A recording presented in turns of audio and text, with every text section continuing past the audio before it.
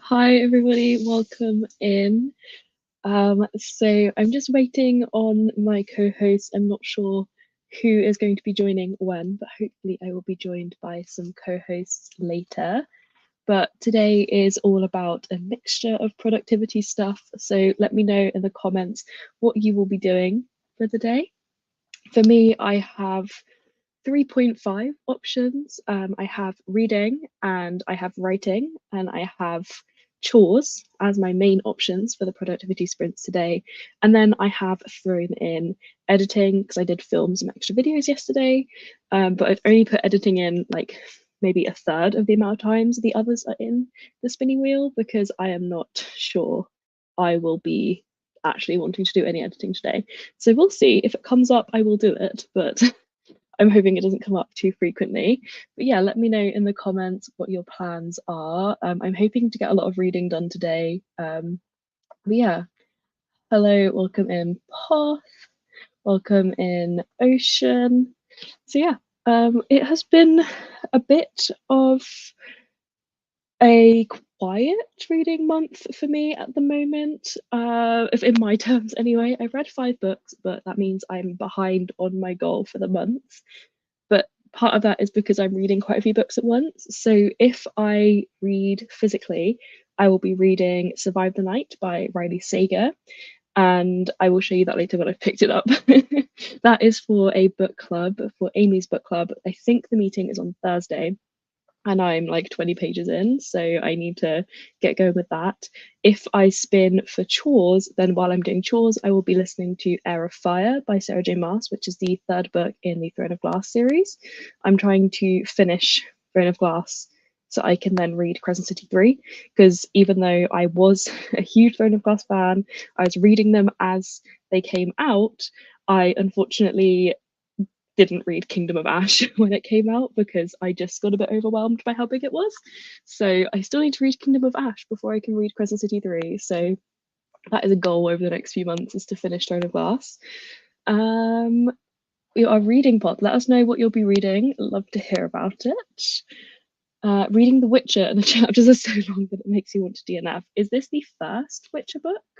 I own the first Witcher book. I bought it a really long time ago because I was like, I need to read The Witcher before I watch it. And now I don't want to watch it because of all the controversies around Henry Cavill being fired. So I'm not sure if I'm that invested in reading it anymore. But yeah, let me know. Let me know what you're thinking. Is it just that the chapters are long, or is there other stuff about it that makes you want to DNF? Okay, first of the main arc. Yeah, that makes sense. So yeah. Okay. I'm on chapter 4. It goes from page 143 to like 211. That is. Is there any like natural breakpoints in it? Because like is there like I find it quite annoying really when there's really long chapters and then there's like a break and you looking at it thinking that could have been a separate chapter, because if there's some of those breakpoints, sometimes I tend to like stop there and treat it as the end of a chapter. You have to find out you're supposed to read Akatar and Throne of Glass for Crescent City 3. Gonna have to push Crescent City 3 to next year. Yes. If you don't know why this is, do not go to Sarah J. Maas's Instagram profile or Bloomsbury because they have posted spoilers.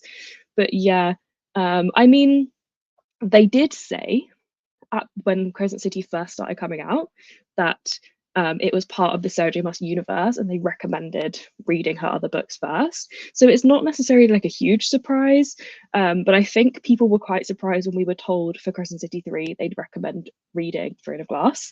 So that is a lot of books. But I think a lot of people recommend now to read in publication order for a lot of this so that you can keep up with it, because if you read the order she's published, you'll never have an issue. There are some breaks, but not very often. Oh god. Yeah, I would support a DNF. If the writing is not vibing with you, DNF. Like there's so many other books out there in the world. 3 books on the go, Lingham, Wildlands, and then a poetry book. Nice. Nice. So hopefully one of them will call to you. Um, reading Babel and Kings of the Wild. Okay, maybe don't go watch my latest video where I talk about why Babel was one of my most disappointing books of the year.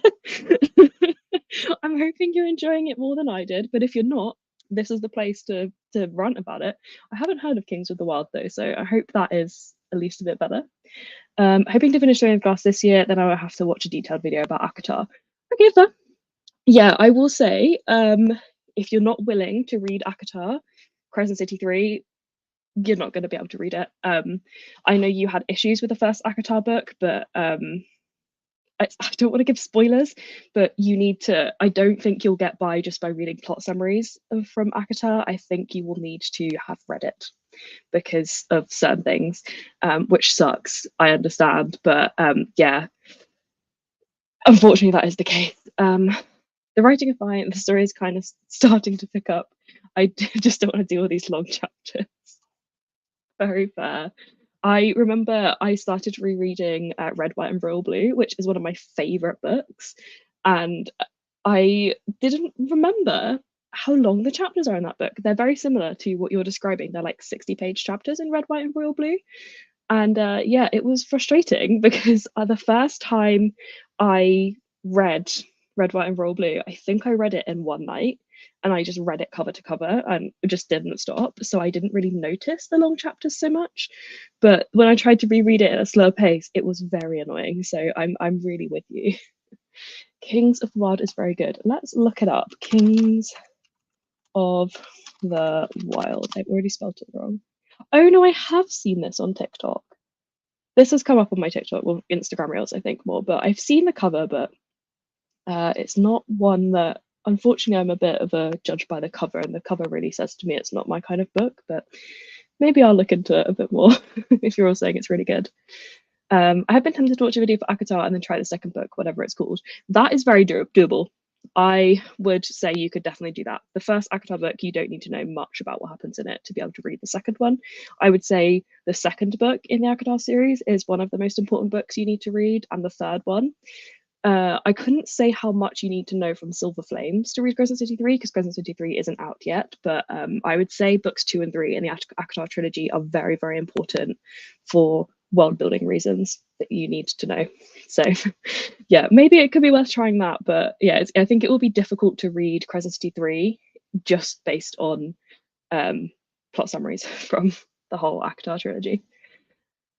Joining from work, so won't be reading, but hopefully be productive. Well, good luck. I'm not necessarily going to be reading in all of the sprints. I said earlier, I could be editing, I could be writing, or I could be doing chores. So we're all in this boat together. I've got to do a lot of chores today as my mum is cat sitting at mine tomorrow. Oh, very, very, very fair. Very fair. Chores is also on my list, so hopefully we can get some done together. It's a bunch of older men who go on an adventure. It's a great rep of friendship. Oh, okay. The cover of that did not tell me that was the vibe. To me, the vibe felt very much like I looked at that cover and it feels very much like a brutal war fantasy, and I can't stand like military style fantasies.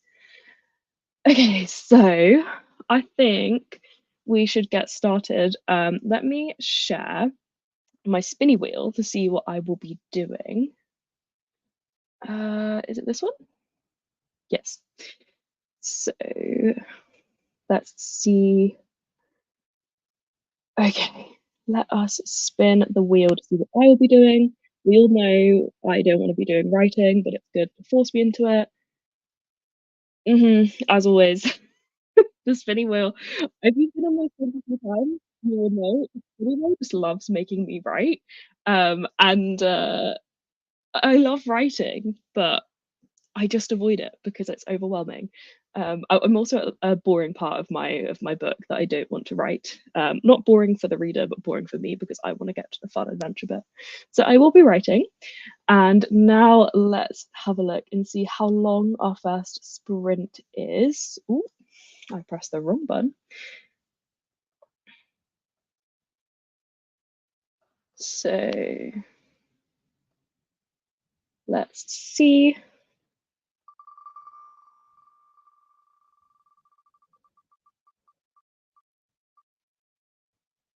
Oh my god, the wheels hate me today. Okay, so I will be doing 40 minutes of writing. As you can tell, I am thrilled by this. I promise I like writing. I promise. I hate writing the beginning of books. And so I really just need to get over that. And then once I'm in the middle bit, I will enjoy it again. But trying to set this world up is really stressful. So I'm kind of leaving some gaps for when I go back to edit to fill that in later.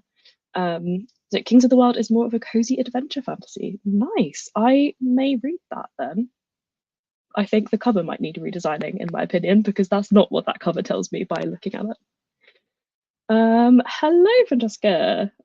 Welcome in. Let us know what you'll be doing on the sprints. We'd love to hear about it. So my main project at the moment, I have two main fantasy whips that I have going. And one of them is a cozy adventure fantasy, so kind of similar to apparently Kings of the Wild. Um, and it is about a Fey woman and like an orc male are going on an adventure around this world. It's very kind of cozy fantasy. There's no real strife, but it's about kind of she's very sheltered. She's from a wealthy family in this very enclosed city, um, inspired by the city of Karth in Game of Thrones, but less morally corrupt, but an enclosed city in that style. And she's never left the city, so she is going on this adventure with her orc bodyguard. And so she's kind of learning to not be so naive and think everyone is so lovely all the time. And he is learning that sometimes people are nice. So it's kind of inspired by different fantasy books, a bit of Legends and Lattes, a bit of The Long Way to a Small Angry Planet, and that kind of stuff. So that's my main one that I probably will try and work on now. My other one that I have been working on for longer is another cozy fantasy, but I'm struggling with what I want this book to do. But it is about a woman who inherits her grandmother's home, and she has to become the witch of the forest to replace her grandmother. And so she is trying to look after all of the little fairies in the forest, but they don't know her, and so they don't trust her. And she's trying to like build a relationship with them, and is also falling in love with the girl next door. So that one is really sweet, and I really like writing that one. And I can write some really cute scenes, but I just don't know what I'm trying to do with that book anymore because the original plot I realize I don't want to do. So that's kind of on the back burner at the moment. So I probably will be doing the adventure one. That's kind of my main focus right now. So let me get a timer ready. We want 40 minutes and then we can get started.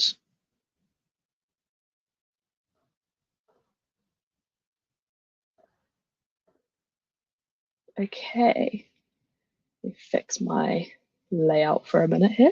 So I will see you in 40 minutes.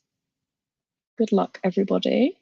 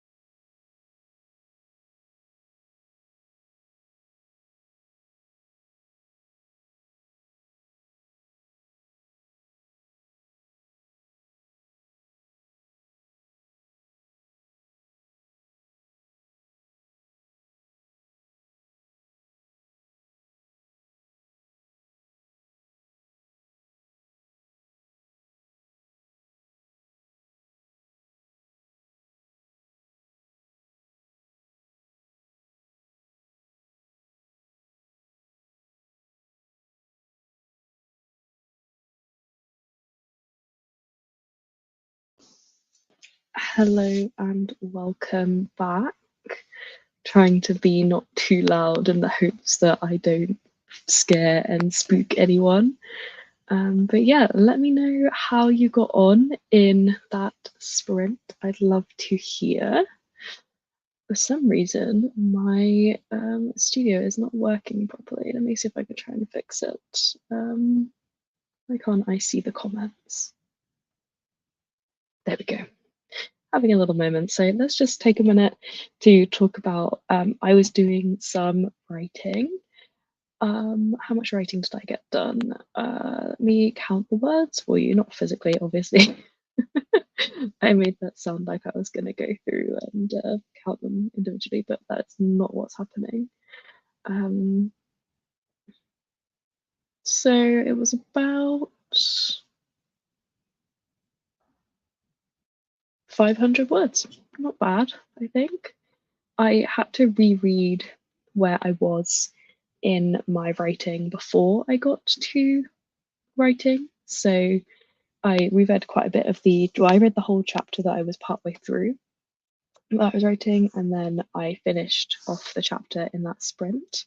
So that was quite rewarding. And this is why, as much as I complain about it making me write on sprints, I'm actually quite happy that it does, because it forces me to do the thing I do like, but I just get intimidated by doing it. So pretty successful.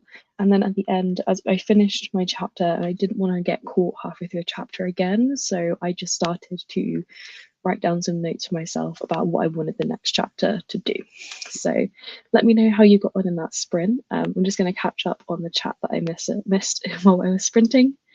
Hello, Emily, welcome in. Let us know what you will be doing or have been doing. I'm aiming to read more of Dark Angel by John Sandford, but will probably edit more of the final chapter in a historical fantasy I started during my master's first. Very nice. If you want to tell us more about what you're writing and what you're editing, please do share. We love to hear it. Just jumped on reading A Narrow Door, hoping to finish it today. That sounds good. I hope you do finish it. I've not heard of that one. I think everyone's reading books I've not heard of, but I'm glad you're all enjoying your reads. Reading Sky's End. Nice. And yes, good reminder. Remember to hydrate. I finished my orange juice in that sprint, so next sprint I'll need to go and get a new drink. Just look through the chapter and there are 4 breaks that I can use as stopping points, and it makes it seem much more manageable. Yes, I am very glad for you. I like it when they do that in mid-sprint. When it's a long chapter, you can just kind of stop. So good luck with that. I hope that went well. Got all my room stripped, laundry started, and cleaned up the garbage in the laundry room. Nice. That is very productive. Very, very productive. I hate doing laundry all in one go. I find it really stressful, so I try to do it over multiple days. So I have much respect for you doing that in one go. Folded a load of laundry that was left over from yesterday. My goodness. Never ending laundry ocean. I respect it. Joined in the sprint, reading Las Indignas by Agustina Bazterrica. I'm not sure I did that one justice at all, but I tried. It's not currently translated into English. Okay, then I feel forgiven for not having heard of it. But let us know how you're enjoying it. All I did in that one was heat up some gnocchi chili. I made the other day and finished watching a YouTube before that. Fine. Eating is a good use of a sprint. That is still productive. You need to eat. I fully support it. First time here, welcome in. I hope you enjoy our sprints. Have the same hoodie. Yes, I spent months trying to get this one. I think is it Ethereal Curiosities? Is that the brand? And it was way more expensive because of customs fees, but I love it very much. Just finished editing and now going to continue reading House of Earth and Blood. Nice. Are you rereading in anticipation of book 3 coming out, or is this your first read? We were talking about Sarah J. Maas books earlier, so you're very welcome here. Got about 50 pages read. Very well done. Very much enjoying A Narrow Door. Nice. Read the whole of Ankle Snatcher, that sprint. I don't know what that is, but that is very funny. It's a very funny name. So I'm glad. I'm glad you read the whole of it. Ate lunch in that sprint. Very valid. I don't know how much I read, but I think I'm nearly done with one. That is very, very good. I think there's a short story at the end, so I technically don't have to read that. Yeah, I'm pretty bad for if there's bonus content at the end, not reading it. So I'm with you there, Paul. I'm at work and it's laundry all day, every day. Oh, yeah. I don't know how I would cope with a job that was mostly laundry. It's like I don't know if you guys have been getting it on any of your feeds, but there's this girl who is an innkeeper. And so, because Gilmore Girls was getting more popular in the winter and autumn, she has been kind of blowing up a bit because she talks about like the reality of being an innkeeper and romanticizes it. But whenever she talks about how much laundry and cleaning she has to do, it really reminds me that I couldn't do that as a job. So much respect. Um, Francesca, I think you're sending a second message, so I'm going to wait and catch up with your second message when you send it. Um, Reading for the first time. Nice. That is a pretty good tactic to use. Are you aware that you need to have read other Sarah J. Maas in advance? Because this was a discussion we were having earlier, in case you didn't know. I didn't want to start until the third was almost out because I hate cliffhangers. Yes, I support that entirely. I do not like the fact that I had to wait on the end of that cliffhanger at the end of book two. I don't know if you know what it is, but pretty solid cliffhanger to not have to wait for. You may know the other book, Tender is the Flesh. I do know Tender is the Flesh is on my wish list. It was very famously one of my in-person book club friends said she needed to read something a bit lighter, so she was going to pick up Tender is the Flesh. That's what I always think of when I think of Tender is the Flesh. And if you know what that book is, certainly is not lighter. Next talking about Ankle Snatcher, gave it 3.5 stars. Nice, that's pretty decent. So let me see if I caught up with everybody. Yes, I think so.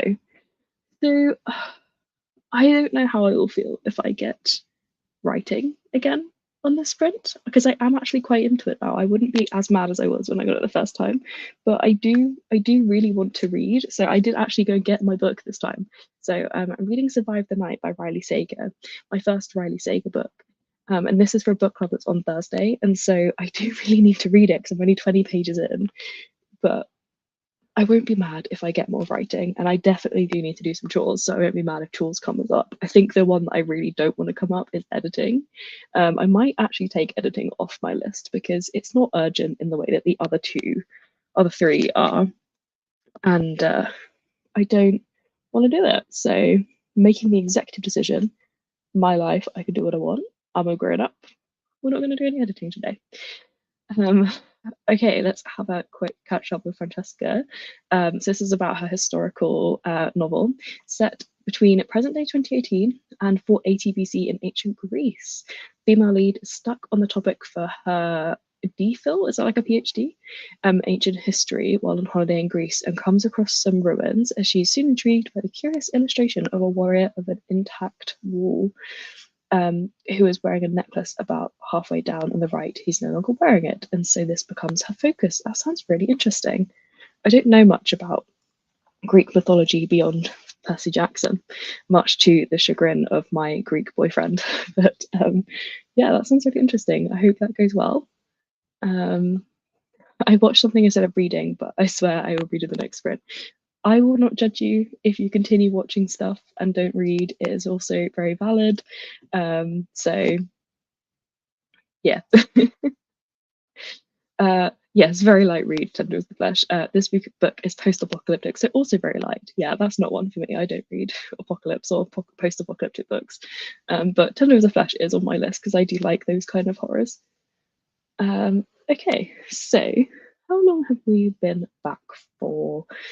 10 minutes. Shall I spin to see what I'll be doing in the next sprint, and then we can catch up a bit more after that, just to break up the spinny wheels a bit. Okay.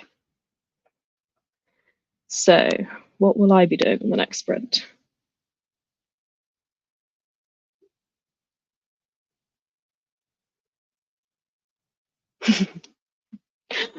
I told you the spinning wheel just loves to make me right. That's fine. Like I said, I am not mad about writing on the next sprint, so I'm happy to continue. I'm hoping we get a bit more of a shorter sprint so I can like write one chapter and then leave it there. But we'll see. If there's any preference as well on the length of sprints, please do shout at me. If anyone's got anything that needs a long sprint, we can always force a long sprint. But I tend to just randomize it. It's what I do with my own chores. I will randomize it and say, like, I can't decide if I want to read or write. So I spinny wheel for it, and then I spinny wheel for the length, and I just keep doing that. Spinny wheel rules my life sometimes. Mythology does come into play. Apollo is a patron of the main character of the ancient Greek storyline. Very nice. Tend is the Flesh was one of my favourite reads last year, although I would recommend that you don't try to eat while reading this one. I have a feeling I won't find it too difficult because I am a Sayaka Murata fan, so I have read some interesting things via Sayaka Murata, so I'm hoping Tender is the Flesh I should be okay with. I wouldn't ever use a wheel, it would so make me do chores. Yeah, I don't know what it is. My sprints, whenever I do sprints, the spinny wheel has a real bias towards writing, and I don't know why. It definitely chooses writing more than anything else. So here we go. That's what that's what the vibe is. But hopefully, I will get to pick up my book later. We will see. And also later we will be joined by some co-hosts. So hopefully they will do some reading and actually can talk about books with you. Oh, sorry, my chat just jumped very dramatically. Oh, I did it again. Here we go. I've got to update my reading journal this sprint and decide what to read next. If you need help, give us options, Emily. I love helping people pick. And as an advocate of this, I will say last year I was in a huge slump and I asked for somebody to pick something off my TBR for me to read, and they picked my new all-time favorite book. So I can try and do the same for you if you wish. But yeah, good luck with the reading journal. I have started a reading journal this year over here. I have filmed a video that's like a flip through of it, but it's like a flip through because I'm so new to it that I haven't updated it in ages because I don't like that I use like a whole sheet of paper to print out tiny little book covers. So I'm like building up loads of them in one sheet to print out all together, which is making me kind of sad because I do just want to fill it in with the book covers.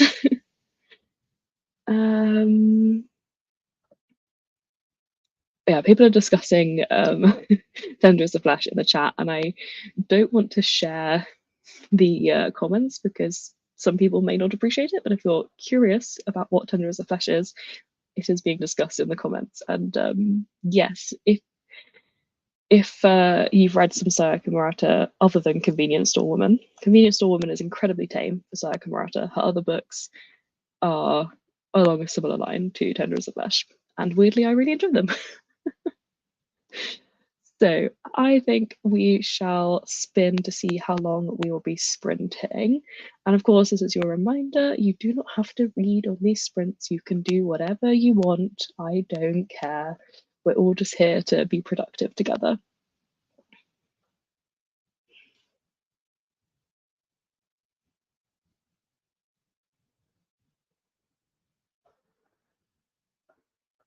Okay, it was a short sprint. So we will be sprinting for 20 minutes. I won't start immediately though, because I think one of my co-hosts is like just about to join.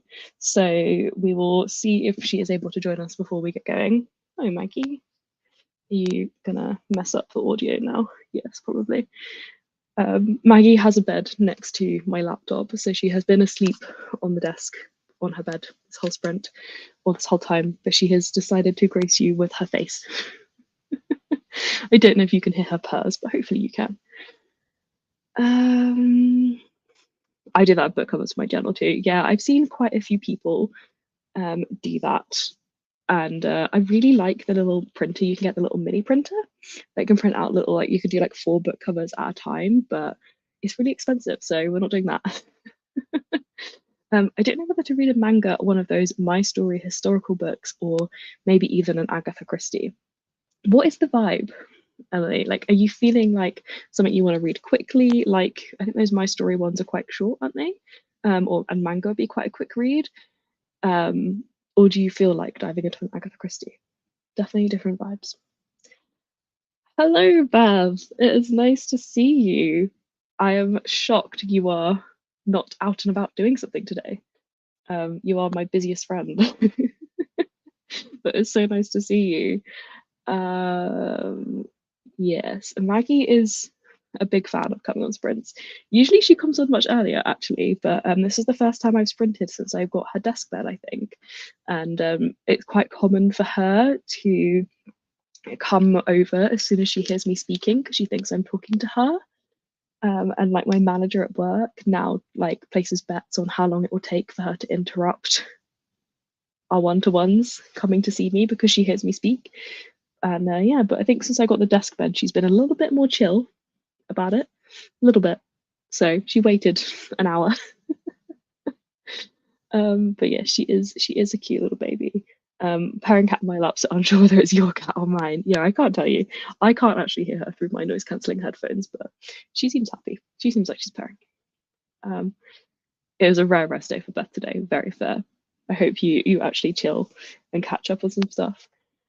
So as we all know, Spinny Wheel hates me, so I will be doing writing again, but we're not mad about it as we were the first time because I'm kind of into it now. So let me get a timer set up for us. This is going to be a short sprint. Oh, if you're feeling something quick, I would go for the manga. Personally, I think the manga is a good choice because that's a quick, easy reward, and you get like a whole story but quickly. And hi, Anik, welcome in. We're just about to start a sprint. I'm just setting up the timer. If Maggie can stop being so chaotic. Yes, I know, I know.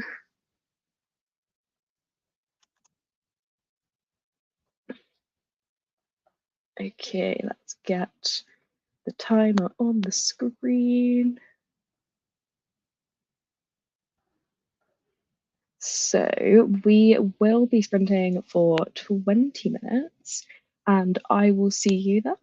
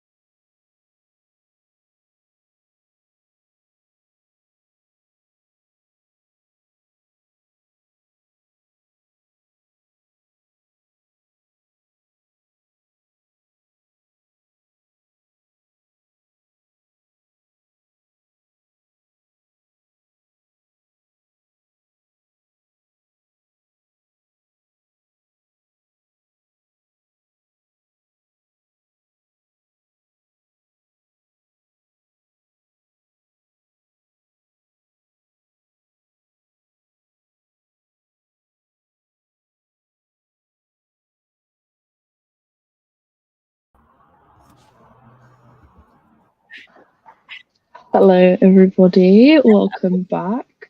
Hello. Why has it not fixed itself? There we go. Welcome Hi, Beth. in, Charlotte Hi. and Beth. Hello. I meant to have you in headphones, but it's not working, so.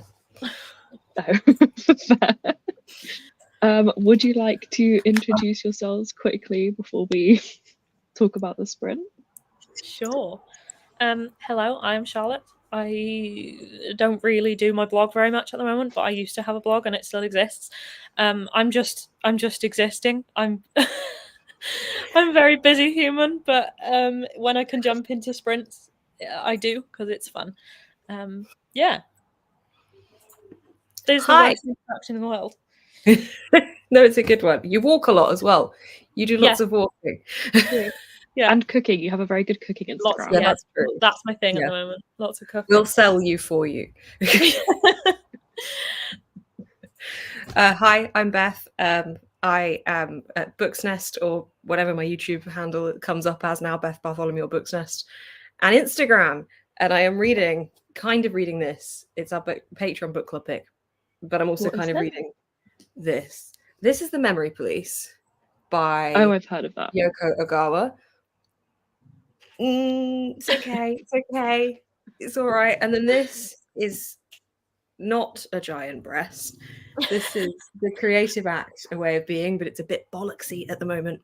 It's a non-fiction about creative thinking, but at the moment it's very wispy.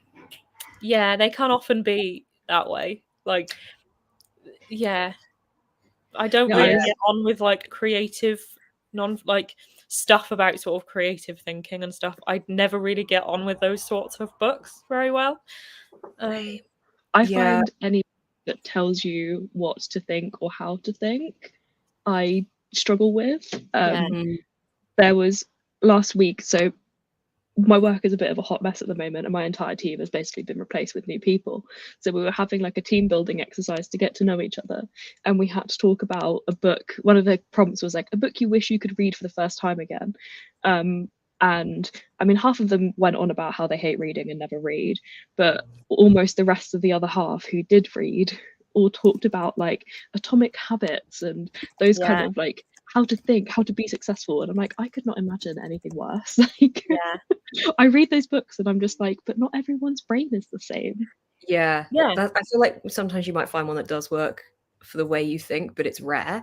I've got Atomic Habits because I really wanted to try and wake up earlier and build a habit, and I think I've read about the first 5 pages of it. I convinced myself that these kind of books are a great idea, and then I actually read them. The reason I picked this one up is because I've seen so many YouTube creators reading this. I was like, right, it's got to be good, like so many of them. But I'm up to page 50 and I literally couldn't even tell you what I've currently read. Oh God.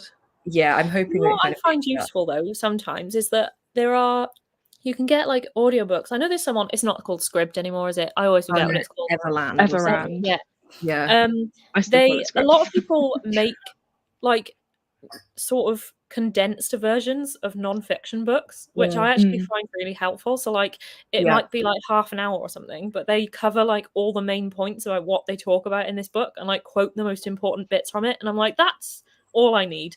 I can't read an entire non-fiction book most of the time. Or just work for a tech company, and in every all hands, a different tech bro will summarize his favorite new Atomic Habits book for you, and you have to sit there and pretend like it's so interesting, and he will pitch it as if it's his own ideas, and then at the end be like, by the way, this is all from Atomic Habits. It's such a I have a real thing about these books. No, I don't blame you. I don't mind like non-fiction when it comes to being about a passion or about an interesting subject, like Disfigured Lily, which I recommended to you. Like that kind of thing is interesting. Yeah. But I've got Dear Reader as well to read, which I've heard a lot of good things about. I don't know if anyone's read that one. But yeah, when it's a bit self-helpy, when it goes into that category, it's hit or miss. And this is currently I'm kind of mad at myself for getting it at this point because it's not, I mean, it's pretty in the kind of fabric-y bound way, but not cheap. And I thought it was good because everyone's recommending it. Yeah. People probably don't read much. We're recommending it though. I mean, I'm talking non-fiction. I'm also currently reading non-fiction, but I am reading what is the full title? Hang on, it's an arc, so I just have it on my Kindle. You're My Happy Ending: Schitt's Creek and the Legacy of Queer TV by Emily Garside. That's what I'm currently reading. Schitt's Creek I love it so much. It's my favorite show. Never watched it. Oh, I love it so much. I tried and I didn't get on with it, unfortunately, but it's one of those where I'm like, it wasn't bad, it just wasn't for me. Yeah, I always tell people it's one of those you need to kind of like stick through the first series, because then it gets amazing. Like once you start to be attached to the characters, that's when you love it. But is it done now? Yeah. There's 6 series, I think. But yeah, I love it so much. And like I interviewed the author Emily Garside on my podcast recently, because she has another book about Russell T Davies and Doctor Who, and like the queerness of like Doctor Who, and how it brings like bringing Cardiff back onto the map with Doctor Who and things like that. So we interviewed her all about that. But yeah, she also now has a book that just came out 2 days ago, I think, all about Schitt's Creek. So that's what I'm currently reading. Nice. But I think I'm also going to try and do some writing on these sprints as well, because I'm also back in the swing of writing too. I've written like 3,000 words this week. Whoa. That is impressive. Yeah, I've just been, my library, like my local library doesn't shut till 7 o'clock. So after work, I just like go and sit. They've got an upstairs bit where it's just like a whole room of tables and like quiet working space. So I go and sit up there until like as soon as they tell me that it's 10 to 7, and I'm like, oh my god, I need to leave. And it's great. I've written so much. It's the only place I can go where I actually write. I can't do it at home. Like, it's a nice library as well. Yeah, it is quite nice. There's like the windows on the top. It looks over. There's like a river that goes past the window. I know. Yeah.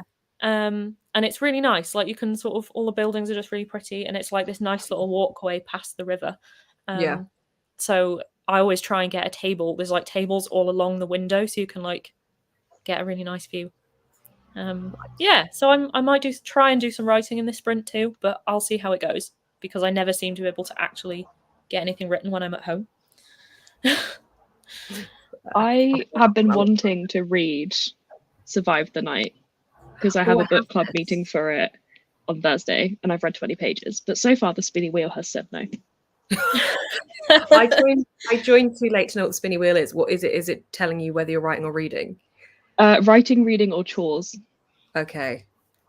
And so far it has exclusively said writing. Can you rig it? Can you just like respin? I think if I get writing again, I might. Yeah. But infamously, the spinny wheel makes me write like a lot. For some reason, it always wants me to do that. Whenever I have writing, the spinny wheel seems to do it. Yeah. Yeah. I can't explain it.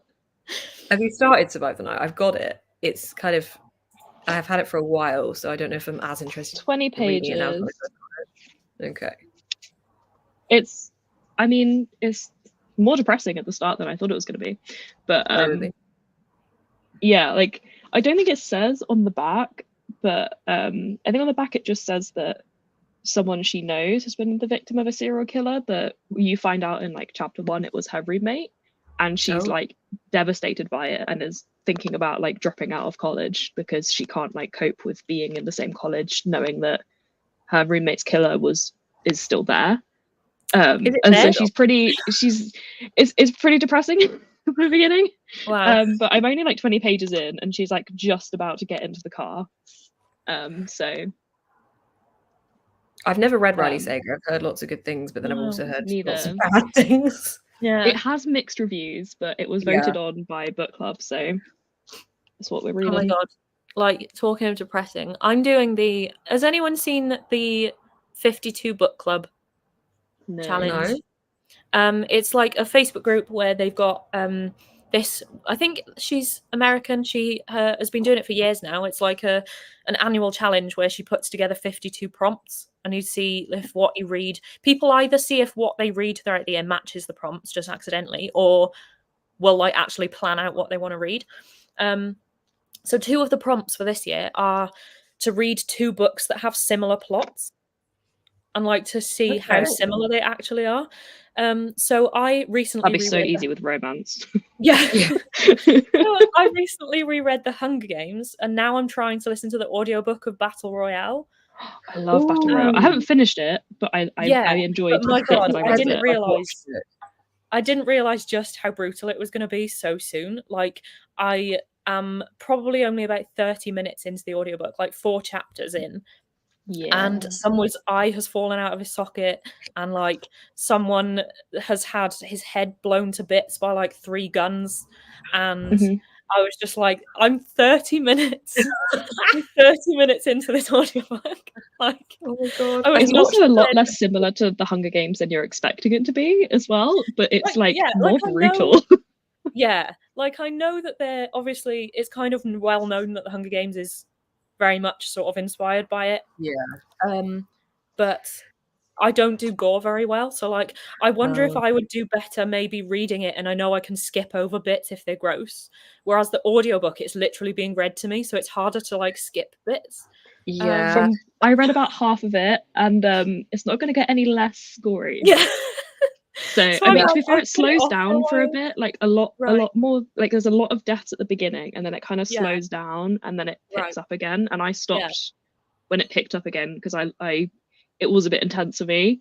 But yeah, maybe physical might be better for you. So yeah, I'm thinking maybe I'll put a pause on that and get a physical copy, because like I'm still really interested to carry on with it, because I'm already really interested in like the whole political side of it, and like the way that it's describing how things are set up. Like I'm really intrigued by that. I love like dystopian stuff anyway, so like that sort of setting I'm still really intrigued by, but it's just the gore that when it's being read to me. And like I was walking home the other day in the evening, it was like 10 o'clock at night, and I was walking home listening to this audiobook, and I was like, maybe this isn't the best choice. Oh no, yeah. I'm gonna say that the film probably isn't for you if you don't like the gore, because the film gets fully into it's like Walking Dead level of intensity. I think I kind of already ruled that out. Yeah, probably not. I'm the same though. When I'm listening to something, like I hate reading about amputations. It really just gets in my head. That's really specific. I just find cannibalism and amputations, don't like it. And when I'm listening to it, it's just worse because I can't not read the amputation part. It's not an often mentioned thing. Yeah. Well, it is. Yeah, it depends what genres you're reading. If you're reading horror, surprisingly frequent. Yeah. I think some people joined us during that sprint, so I'm gonna go through and Maggie wants to jump up. Okay. I'm trying to like keep the desk clear for her, but it's not going very well. Okay. So I need to get myself to pick up Throne of Glass. This is a very Sarah J. Maas heavy chat, so I feel like there's going to be a lot of people encouraging you on that. I'm trying to finish Throne of Glass, the series at the moment, so if I get chores, I'll be listening to Air of Fire, so kind of with you there. Hello, welcome in. Not done what I plan to do, but we'll try the next sprint. Very fair. Relatable. Yeah. Ocean continues to be a laundry mission, just doing very, very well. Love for your cardigan, Beth. Thank you. My grandma got it for me for Christmas. I like that it's kind of very oceany. cute. Yeah. Oceany and icy. From White Stuff. Nice. Welcome in, Jasmine. Read 1 chapter of Love on the Brain. Did that take you like 5 seconds? Because that's quite low for Anik. Yeah. Like when you run 1 sprint and you're just like, I've read 3 books in that sprint. Yeah. They're always very impressive with their reading speed. Welcome in, Kat. I hope we can like help you feel a bit better today. Hello, Pip. We've got a bunch of jobs to do. Let's do some reading, so sprints might help. Good luck as well. Emily, journal updated, started the manga. Yes. What manga? Please share. I think all of us read manga. Do you read manga, Charlotte? Sometimes I have started putting it a lot more in my school library, because I have so many kids that are obsessed with it right now. So I'm trying to read some of the stuff that comes in. I always struggle with like, I never know whether manga is going to be too adult or not to put in the library. Like sometimes it can start out fine, but then it turns like surprisingly mature. So I'm just like, there's some that the kids ask me for, and I'm just like, I'm sorry, I can't put it in the library because I've Googled it and it's like 18 plus. Like I legally cannot put it into your hands. The secret that Lauren always tells me is if in a bookshop, if it's plastic wrapped, it's mature. Yes, I only just learned this the other day. Yeah, so that's the kind. But I don't think they're all like that, because I suppose if there's only a bit in it, so you know, if anyone asked you for Dick Fight Island, don't get that. Yeah, just don't get that one in. But like, you know, something like One Piece, you might be okay. Yeah, I was quite surprised. I was in Waterstones Piccadilly last week, and they have like obviously a huge manga section in Waterstones Piccadilly, and every like comic book store that I've ever been in has the shrink wrapped manga in a separate section. Waterstones Piccadilly doesn't. It's just in there. It's just mixed in. It's just, you could have like a pretty innocent, like sweet manga right next to a shrink wrap one in the shelves. They do not. Same, and I was like, my local Waterstones does that as well. They just mix them in. My local doesn't have any shrink wrapped. I don't think mine does either. Yeah. Yeah, I've never seen it before. I just saw it for the first time the other day, which is why I learned, oh, okay, this is because it's definitely not going in my library. That's only goes up to year 11. Like, if I had a sixth form, I might be able to push it in, but I don't. We only go up to year 11, so I'm like, no, sorry, kids. Even then, I feel like manga just takes it to a whole other level. Like, it's just like, we could. You're not just reading it, you're seeing it. Yeah, we're just going to go extreme. Yeah. My 7-year-old decided she had to read a time with me, so we've been reading the BFG. That is the cutest. It's just, I was having a conversation with my uni friends yesterday. I'm the only one that's like in a long-term relationship, getting ready to buy a house, etc. And they were like, oh, soon you're going to be saying that you like want to get married and have kids. And I was like, yeah, that is something that we have talked about recently. So that makes me like, I want to do that one day. I want to just read the BFG with my child. Oh, good question. So what book did I want to read again for the first time? I stressed about this question in the work social so much. I ended up picking The Long Way to a Small Angry Planet because a lot of the other books I could have chosen, I didn't want to have to explain them, but I thought that one would sound the best. And it's currently like my all-time favorite book. I think it might have beaten Neverwhere for me, which is very rare. So that was the one I chose. I think the only other one that wasn't like a self-help book, I think someone said Normal People, right, and then someone else said the entirety of Game of Thrones, the whole series, and then everyone else was like non-fiction self-help books. Oh god, what would you guys pick? Oh god, you can ask this. Yeah, I know. I was just trying to think as you were speaking. I was trying to think of an answer, because I think it's not like, I wouldn't necessarily pick my favorite book of all time to be the book to read again, because I feel like it's more like getting that feeling of what it felt like to read. I feel like favorite books I've read as well have then shaped my reading taste from then on. So I wouldn't want to like go back and have not read that, because it has shaped so much of my reading taste up to now. I'm probably overthinking it. I'm being way too. I think the reason I chose my favorite book is because of how it made me feel while reading it. Like the things I took from it, I love to read it and like take that from the book again. Because I think when I reread The Long Way to a Small Angry Planet, it will still be beautiful, but it won't be as meaningful in future reads. So whereas like the reason Neverwhere used to be my favorite book of all time is because I thought it was so clever, and it's such a good plot twist at the end that I didn't predict. And so that's also a good one for like read for the first time because it is so clever. But I'd say it's a maybe different in kind of terms favorite. of like reaction it gave. I don't know though, because it was also devastating reaction. It's a really hard question, isn't it? I was going to say maybe in terms of reaction that it gave me, it's the only probably one of the only books that it's actually given me a proper reaction where I cried, was The Book Thief. Oh, good choice. But again, I don't know if I'd want to relive that, or whether I'm fine with the fact that I have already experienced that and I would want to do it for the first time again. Because my one that made me really cry was The Bridges of Madison County, but I have reread that and I still bawled my eyes out, so I feel like I still had. I'm gonna go down the route of, I love a big epic, like yes kind of moment in a book. And like two books that I think I've really enjoyed those moments. I thought The Poppy War was great, and I've reread that and it's still great. But I think I love the way that book goes through years in the space of the first book. I really enjoy it when books do that. Yeah. And I just think that's such a great reading experience. So maybe that, but also cheesy answer, but Akawar. I just love the battle scene in that. I think that was so fun. So to be able to read something that fun again for the first time, I think that's where I'd go down the route of I love big epic moments. I love the battles. I love the fun element of that action. As opposed, like, because my favorite book of all time is If We Were Villains, but I don't think I want to read that again. Like, for the first time, I don't think I want to read it again because that felt unique to reading it when I read it. And then Ghost by Dolly Alderton made me feel very relatable. But again, like, I'm glad I read it when I read it. So yeah, I think I'm going to go with those two. Very fair. I do not know. I will think about it and I'll get back to you in another next sprint. I'll quiz you. The entire sprint. I'm just going to sit here like, oh my god. Yeah. Don't read at all. Are you enjoying the Memory Police? Right, here's the thing. The concept is really cool. The concept is about an island where things just disappear from, like, they're removed from your brain. You can't even remember what it is. So like perfume, for example, it's just gone. And then there seem to be a couple of people that still remember what they're not meant to remember anymore.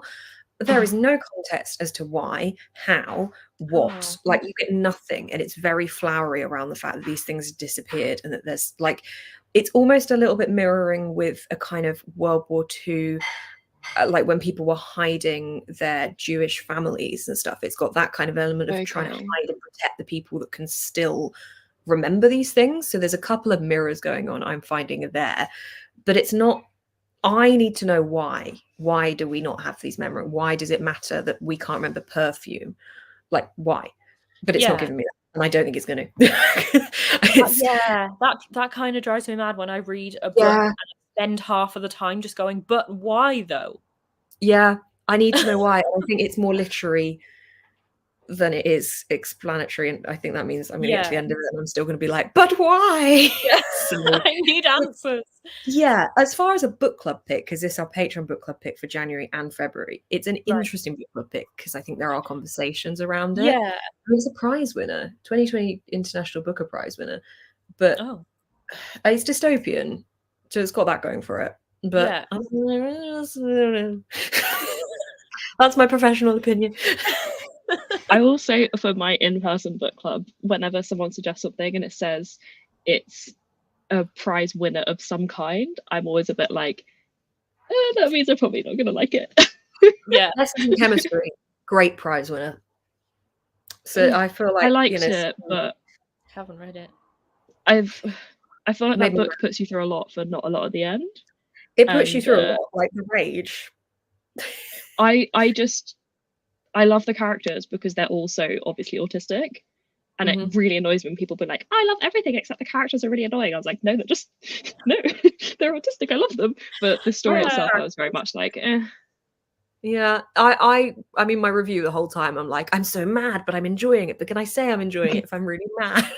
And like, I was so conflicted, but I think ultimately it was well done. I want to watch the series, but it's on Apple, and that's like the only streaming service I don't have.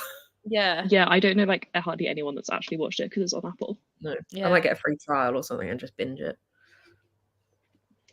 I think we have another co-host ready to join us. Nice. We have Aoife. Hey. Hello. How's everyone doing? Good. How are you? I have brain soup. I have been filming all morning, and I am so tired of seeing my own face and hearing my own voice. That's all right. Well, I think we don't have long till we'll be going into a sprint, so you'll get a break. Nice.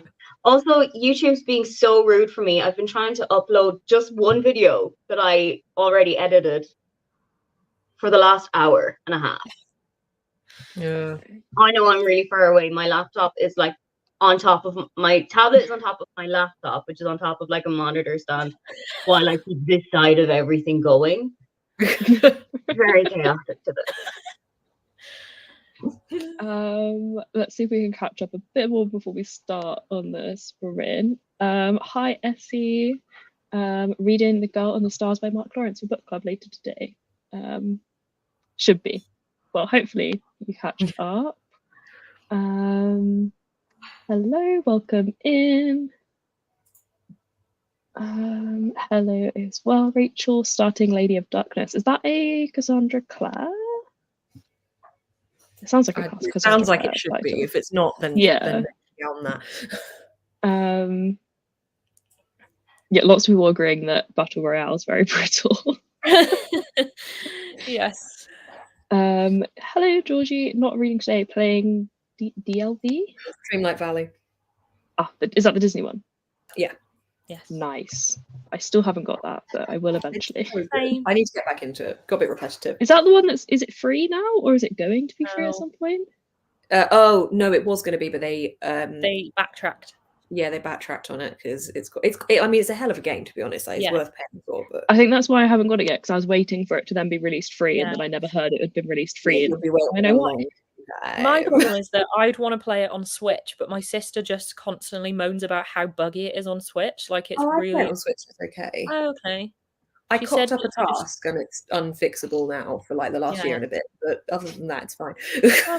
She just said she constantly says that hers is like really buggy in it. Like it's some parts are like unplayable because for her it's just so buggy. I haven't played for a while. I wouldn't say it's unplayable. It's definitely frustrating in places. Yeah. But I mean, I was. Does she have like an old Switch? No, she's got like an OLED one, so she's got a fancy one. Yeah, that's weird. Yeah. Then I found that a lot of people complained about the newest Pokemon being like really buggy on Switch, and then I played it and I was like, it's not that bad. I don't find it buggy. Weird. There are like some things that are a little bit buggy if you do things you're not really supposed to, but yeah. How can you do something you're not supposed to in Pokemon? Like if you try and like climb some of the walls that you're not supposed to be able to climb, sometimes it glitches and like transports you through a mountain. There's like glitches like that, which is people find really annoying because that's not what they were trying to do. Yeah. But what it should do is just tell you can't climb the wall, but instead you just kind of teleport. Great. Okay, yeah. There's little glitches like that. Oh, I thought you meant air fire was a chore, but then I realised you would just be multitasking. Well, to be fair, air fire is a bit of a chore. That is like my least favourite of the Throne of Glass books. Yeah. But it is what I will be listening to as an audiobook while I'm doing chores. Also, because I'm really stupid, I thought that you were saying air fryer until I read the comments, and I was like, oh my god, there's a book called Air Fryer now. I mean, there probably is. There's probably a romance novel out there about someone sleeping with their air fryer. Like, millennials rely on an air fryer too much. Now we're writing about them. Oh, Lily, if there isn't, you need to write it. I don't know. I kind of want to read it. I kind of want to read a story. Let me Google it. I bet you. Have you seen Brave Little Toaster? It's like the millennial remake. Come on. No, I'm just getting Valentine's cards that are air fryer themed. Oh my god. How can you even make that into a pun? Imagine like a Chuck Tingle book, but air fryers. It's not an air fryer pun Valentine's card. It's like, you love me more than you love the air fryer. That's true love. Wow, that is true love. Because millennials, you can pry an air fryer out of a millennial's cold dead hand. So. So far, I haven't found one. Oh, but wow. I'm willing to bet there's one somewhere. Yeah. If there is a pillow themed romance, there is an air fryer romance. There is a door themed romance. Have you seen? Yes, there's one between doors or something. They sleep with their door. Yeah. Oh, I thought that was bad enough. I don't want to ask questions, but I have so many questions. I haven't read any of these, but there's it's the sequel that nobody wanted, that their TikTok/Instagram reels, they find all of these really weird romances and read them, and it's highly entertaining. Yeah. So I'd recommend. Are they full-length books? I think they're like 80 pages, a lot of them. Oh, that's a bit, but like The Perfect Poo was like 40 pages of disgusting words.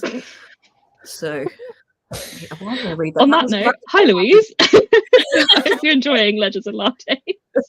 I started Legends and Lattes yesterday. I started the audiobook yesterday, and I listened to I was like cleaning and stuff, and I think I've listened to like 2.5 hours of it in one go. So I'm loving it already. It's my favorite. I'm realizing my favorite kind of book is just slice of life.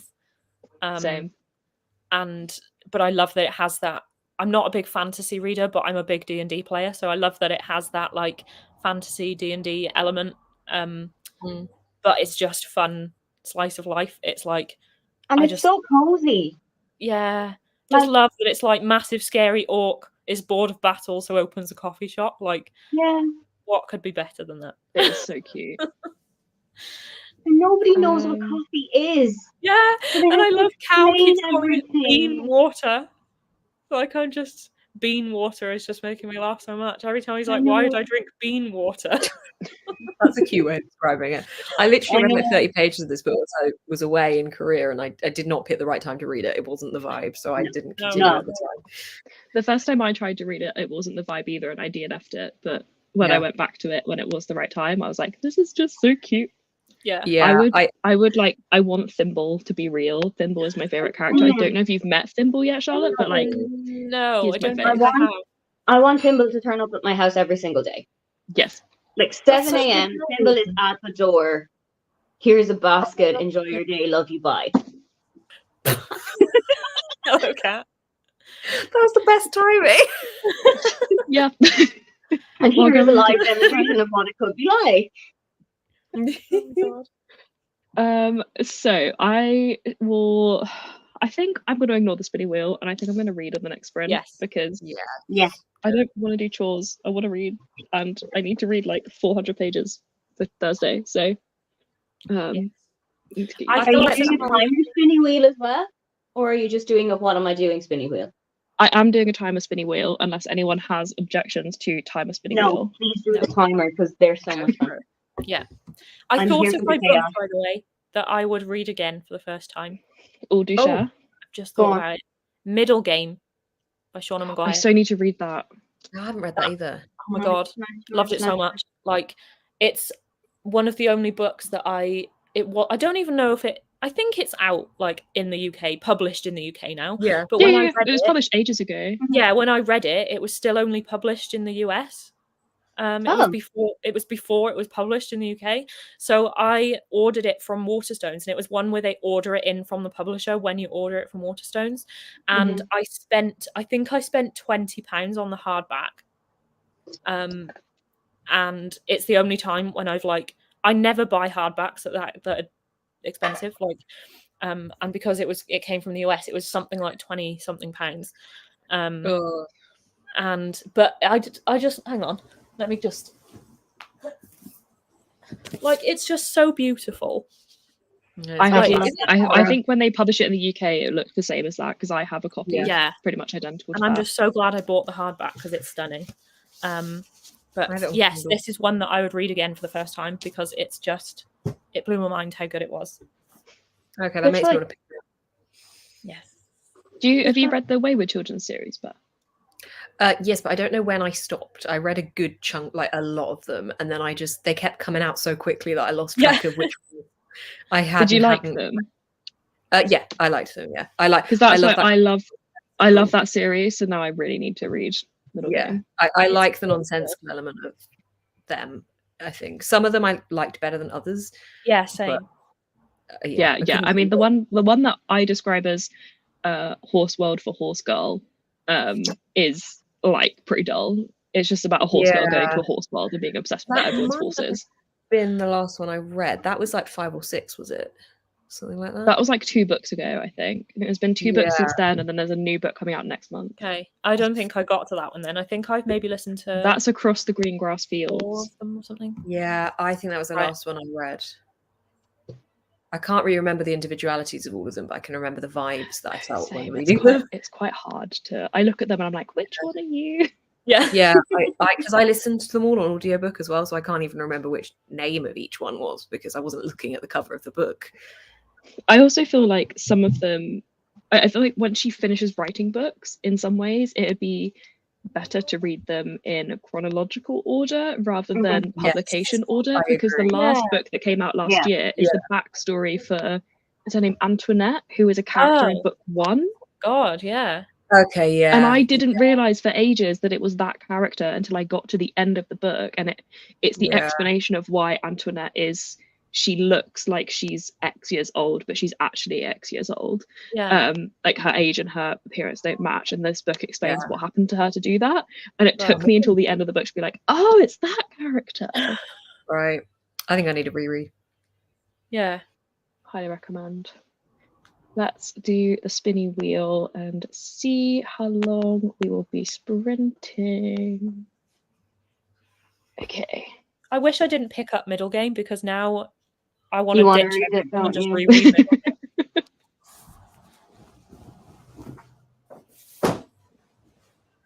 Okay, 30 minutes for Nice. the next sprint. Tell me why the length spinner has chosen a different thing each time, and then the spinny wheel for what I'm doing, it chooses the same thing each time. Why don't you spin it Makes no anyway and sense. see if it does? Just do Yeah, it. spin it now and just see what it does anyway. You've decided what you want to do, but just see, it's like at the end of Family Fortunes or Wheel of Fortune. It's like, this is what you could have won. Yeah. If it picks reading, I'm going to be really salty. Imagine it does, though. Reading. Come on, say reading. I dare you. Yeah. Oh. No. Yeah. It's making me out to be a liar. Well, I the feel gods validated have that I'm Now choosing you reading. aren't even cheating. The gods truly have spoken. I am allowed to read my book club book. Fantastic news. Right, timer is ready. Let Cool. me share that. Sorry if you can hear my mum singing in the background. Your aunt's got a really nice singing voice. Yeah. Can you hear it? Yeah. Yeah. A little bit. Yeah, it's really Just nice. one note. Yeah, she sings in rock choir, so she amazing. she sings regularly. She's in the kitchen making a roast. I'm back at my family home at the Yeah. moment, and now she's blending stuff. I'm just going to mute myself. Perfect time to say, though. We are just let's get going for with the sprint.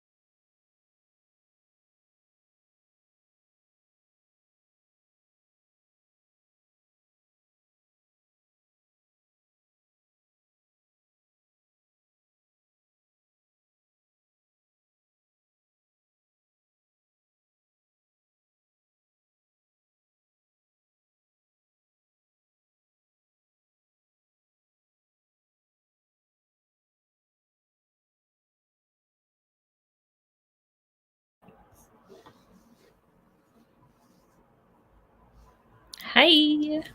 Hello, welcome back. I got a snack on that sprint, so I didn't read as much as I could have, but I think I read about 20 pages. Nothing's really happening yet.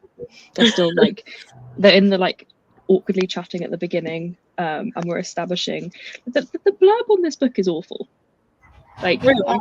I feel like the blurb on the back of the book doesn't really tell you anything, and it's all about how they're going there. So the blurb on the back talks about the main character is at a college where there has been a serial killer on the loose.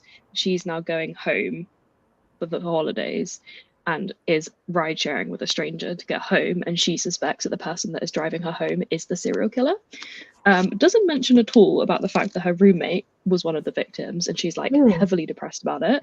And it doesn't mention on the back at all, and this is not spoilers because it's very early in the book, about how she has really intense hallucinations, which I'm guessing is going to be a big part of the am I imagining this or so it already sounds irritating that I mean, I haven't read it and I want to read it, but I feel like I'm already annoyed at the fact that if her best friend was killed by a serial killer, why would she get in a car with a stranger? Yeah.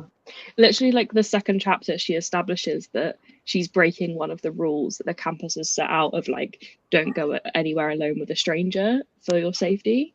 I mean, but she's she's just so desperate to get home that she does it. Right. And the weirdest part is in the second chapter, it's not chapters, it's weird. But anyway, in the second section, so maybe 10 pages in, her boyfriend is helping her carry her stuff down from her dorms to the meeting point where she's meant to wait for the guy that's driving her back. And he doesn't wait with her to meet the guy. He drops her off at the lamppost, gives her suitcase, and is like, see ya. I'm like, why would you not wait for the guy to get there? When there's a serial killer on the loose? Right now, what the hell is happening here? Riley Sager is really a man, right? Yeah. I don't know. It's a man. Interesting. I did not get that from the name, not gonna lie, but I always thought Riley Sager was a woman, and then I think it is a man. Yeah, I feel like that explains a lot about what I'm reading right now. Yeah, I mean, it really shouldn't, but it does. Yeah. How did you guys get on? I realised I was in a fiction mood and not a non-fiction mood, so I carried on. I've been reading Shadow and Bone for flipping ages. I was going to say, I feel like last time we were on sprints ages ago, you were reading Shadow and Bone. Yeah, and I put it down and got distracted by a million other books. I've read six or seven books in January already, which is insane for me. But yeah, I'm back on it now because I saw it on my sofa. I've been putting it on my sofa, so it's the first thing I see, so I remember to read it. And I just realised in that sprint that actually this much of it at the back is just bonus material. Nice. So actually, I've only got just over 50 pages of the whole book left, which I didn't realise because I thought I had that much when actually I've only got that much, which it makes a big difference. Yeah. So yeah, I can probably try and finish this today. Nice. Which is I'd like to do the same. It's been on my list for I've been currently reading it for since I think before Christmas. Definitely before Christmas. Easily before Christmas. Did I say when I started it on Storygraph? I haven't even put this on my Storygraph. I've got over 100 pages left, but I'm really bored. I don't care. I'm not really consuming it. It's very easy reading. I think if you're heavily literary fiction, you'll like this. But it's not for me. So I'd quite like to finish it because I've got Patreon sprints tomorrow night and I'd rather not be reading. Wait, maybe I'm going to have to read it. I'm kind of stuck here at the moment. I'm meant to be going back to my flat tonight, but there's a really bad storm hitting the whole of these. Yeah.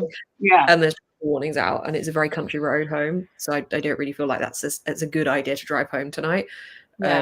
So I was either going to drive home tomorrow afternoon or after Patreon sprints. It's going to have to be in the afternoon because I can't bear reading this tomorrow night as well. I started reading Shadow and Bone on the 4th of November.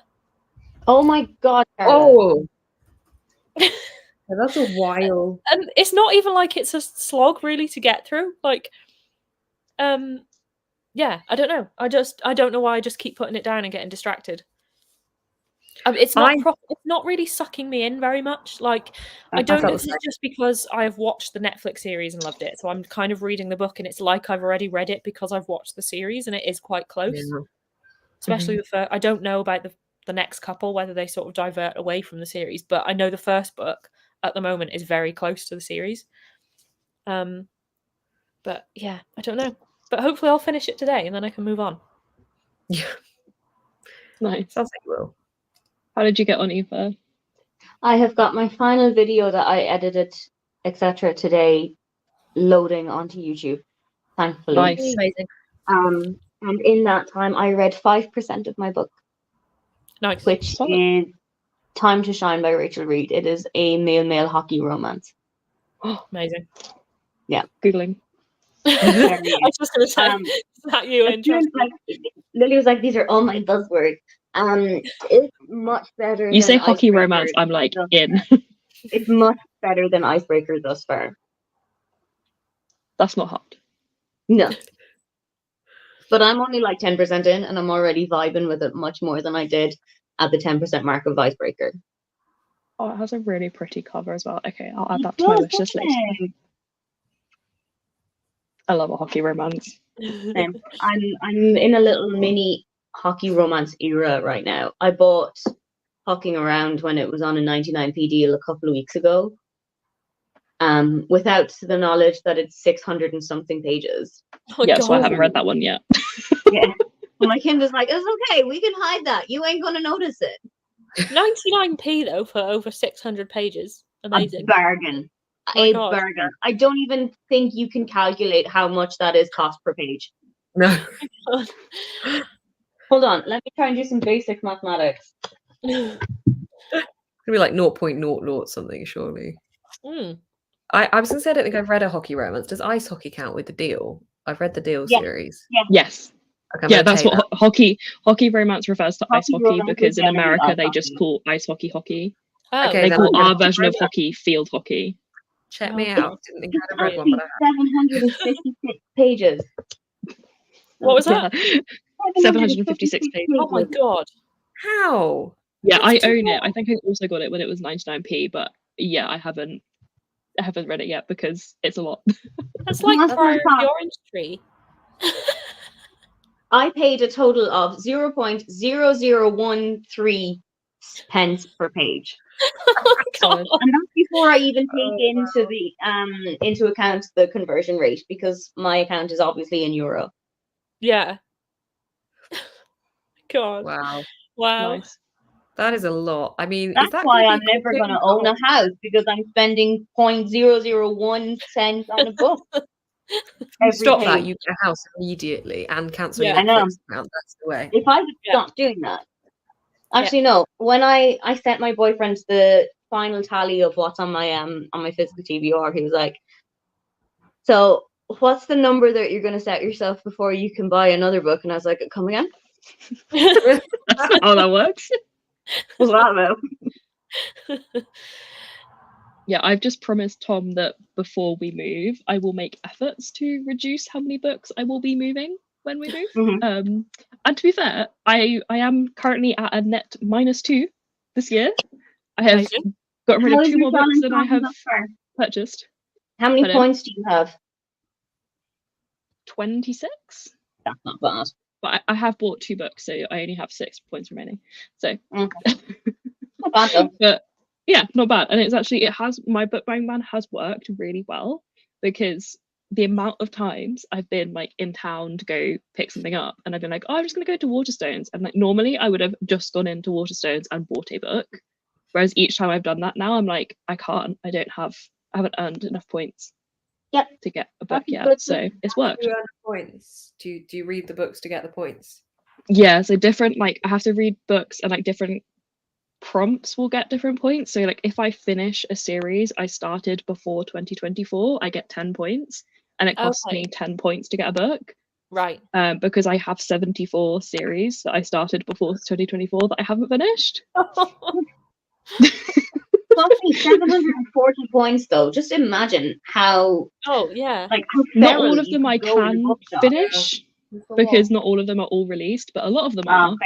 Fair. But then I get like, I think it's like 2 points for doing a buddy read or reading a book for a book club. So there's like lots of little ways I can gain points. Cool. That's good. Like that. And when you finish the Riley Sager, you can get another couple of points. Yes. Nice. Yes, I can. I'm also doing Leanne's bingo board from hell. Oh yeah. I feel like I should have put in, like, now that I know what's on my physical TBR, I should have put a little square for if I read 5 books, I get like a point. Change it. Yeah. It's just in your next update, be like, I changed this square because I thought it would be better. Yeah. I've already changed the rules of my book buying ban as I've been going because I knew I knew I'd have to change things as I go because I didn't know how difficult it would be to get points and I want it to be somewhat difficult. So I have already changed the rules to make it more difficult. Yeah. You gotta make things work for you. Yeah. Just change it. It's your game as well. I do this with fiction and I'm like, no, I don't want that anymore. I'm changing it. Yeah. For fun. Exactly. Exactly. You gotta make it work for you. Never once. Yeah, exactly. I've never once done a ban. I don't think I ever will. It's I just don't think I could bother to stick to it. But also, I live alone. There's no one to moan about how many books I have or anything. So I don't. Just, it's just me. If the floor collapses, that's my neighbour's problem. Yeah, my current book buying ban is just being poor. Like that. I'm also trying to mentally prepare myself for that. After I purchase a house, I will not have a ton of money to be buying books, so I don't want to be in the habit of it. I just took a look at the bingo board. I already have a square for already owned books, and it's 20, but I think that was for the whole year. Right. So I might change it to. I don't know. I think we had some people join us on the sprint. So hello, welcome in, Kate. Started an episode of Major Crimes. Nice. Sorry, my chat is jumping a lot. Research getting a museum card. Very nice. Oh, nice. I used to be able to get those when I was a student in York. As a York student, you could get one of the residence ones and go to the museums for free. It was cool. Nice. Wrote 400 words. Very well done. Wasn't really trying to write. Well, that's impressive, but not trying. That's like almost as much as I wrote trying to write. Read 3 chapters of Love on the Brain. How are you finding it, Nick? I will not share my opinions until I'm intrigued. until you say. Got lots of stuff done. Very well done. Confirmation Riley Sager is a man. I feel like the choosing Riley Sager, because apparently it's a pen name, and I feel like choosing Riley was very intentional. Yeah. It's very ambiguous in gender. I'm looking at what their actual name is. Read the rest of the manga and are now updating book journal. Nice, very good. Yes, their actual name is Todd Ritter. So I feel like that's a good author name. So I feel like there's no real reason. It sounds a bit grungy. Todd Ritter. I think Riley Sager. Yeah, but it stands out though. I still like being John Smith. Ritter. Ritter. Yeah. Welcome in, Chloe. Need motivation to write a paper that I don't want to do, but I'll reward myself with a book afterwards. Nice. You can do it, Chloe. I used to do that a lot at uni. I'm just trying to. The chat is jumping, so we move so we have room for more books. Yes, but I did move into a flat for a year and then moved home again, and packing up all of the books and moving them both times was horrendous. So I'm trying to reduce how many books I have to take with me. Once I'm in the house, yes, that's fine. We can get more books, but I don't want to move a bunch of books I don't even want. So I'm trying to find out which ones I don't want. Yeah, that's fair. I feel like a move is like the best purge time. Yeah. Oh yeah, I'm Truly slowly look at like, it and you're like, I'm not doing this. my dad, all of my stuff is still in cardboard boxes in the garage, in my parents' garage, and my dad doesn't like that they're in cardboard boxes because they're starting to get like, because it's humid in the UK, they're starting to get damaged. So he's bought loads of plastic boxes for me to move stuff into. And as I'm gradually doing that, I'm like also taking loads of stuff to the charity shop, being like, I do not need 4,000 mugs. Yeah, I've got so many mugs and I don't even drink hot drinks, so I feel that. I don't drink hot drinks, but I like using them for cold drinks. Oh yeah, see, I just don't. I use them for like cooking stuff. My worry when I move out I already moved out. When I move out of my flat one day, it's a top floor flat with no lift. Like I'm gonna have to pay some people and be very nice to them to move out like the nearly 1,000 books that I have in my flat. Like it was bad enough getting them in there, and now they've probably tripled in size. Yeah. How many floors up are you? Was it classed as like the second floor? But it's second like floor each UK flight terms. of stairs. Yeah, it goes down and then it goes down again of one, like to get to the next floor. So that's what mine used to be like. Double. Yeah. I mean, I'm thinking a winch out the window and it kind of jammies it all down, but like or a slide. Yeah. Oh, that'd be fun. Yeah. So I don't know. I mean, I'm gonna get movers. Just have like. Just get enough people to help that you can have just like a big production line just going down. That would work as well. Yes, if I had when I moved in at uni, I was basically the same situation as your flat that you live in for my uni dorms. And so my mum, I think my dad was offloading out of the car. My mum was like halfway up the stairs and then I was at the top. So like she would go down, get the book box come up, and then I'd meet her halfway, come up. So like no one was having to go all the way up and down every time. That's a smart idea. Yeah, I mean, not that I'm anywhere thinking of even leaving this flat, but I think something like that. I genuinely will pay people to move me out because I just can't. It makes me my parents did that for our last family move. Yeah, same. They did complain about how many books they had at that point, and it was way less. So looking forward to if we get movers when we do move. The movers can't complain. Your family will be like, oh my god, he has so many books, whereas the movers have to be professional about it. They'll be the movers complain. They can't say it because you pay them. Have you met British movers? Yeah. When my parents moved us into this house, the movers were like, why do you have so many books? I've met German ones and they just stared at the boxes and then they were like, okay, let's get moving. British ones have attitude. Doing some academic research and regretting my life choices. Good for you, Josh. Oh no, Josh. When you're like knee deep in thesis and you're like, why did I decide to do a master's? Do you count books from charity shops and stuff? Yes, I do, because it's not about the amount of money I'm spending, it's about the amount of books. So originally, this is where one of the things I've changed. Originally, I wasn't going to count ebooks and audiobooks, but I am now because I didn't want to encourage myself not to read my physical books. So even if I want to get an ebook or an audiobook, it still requires me to spend points.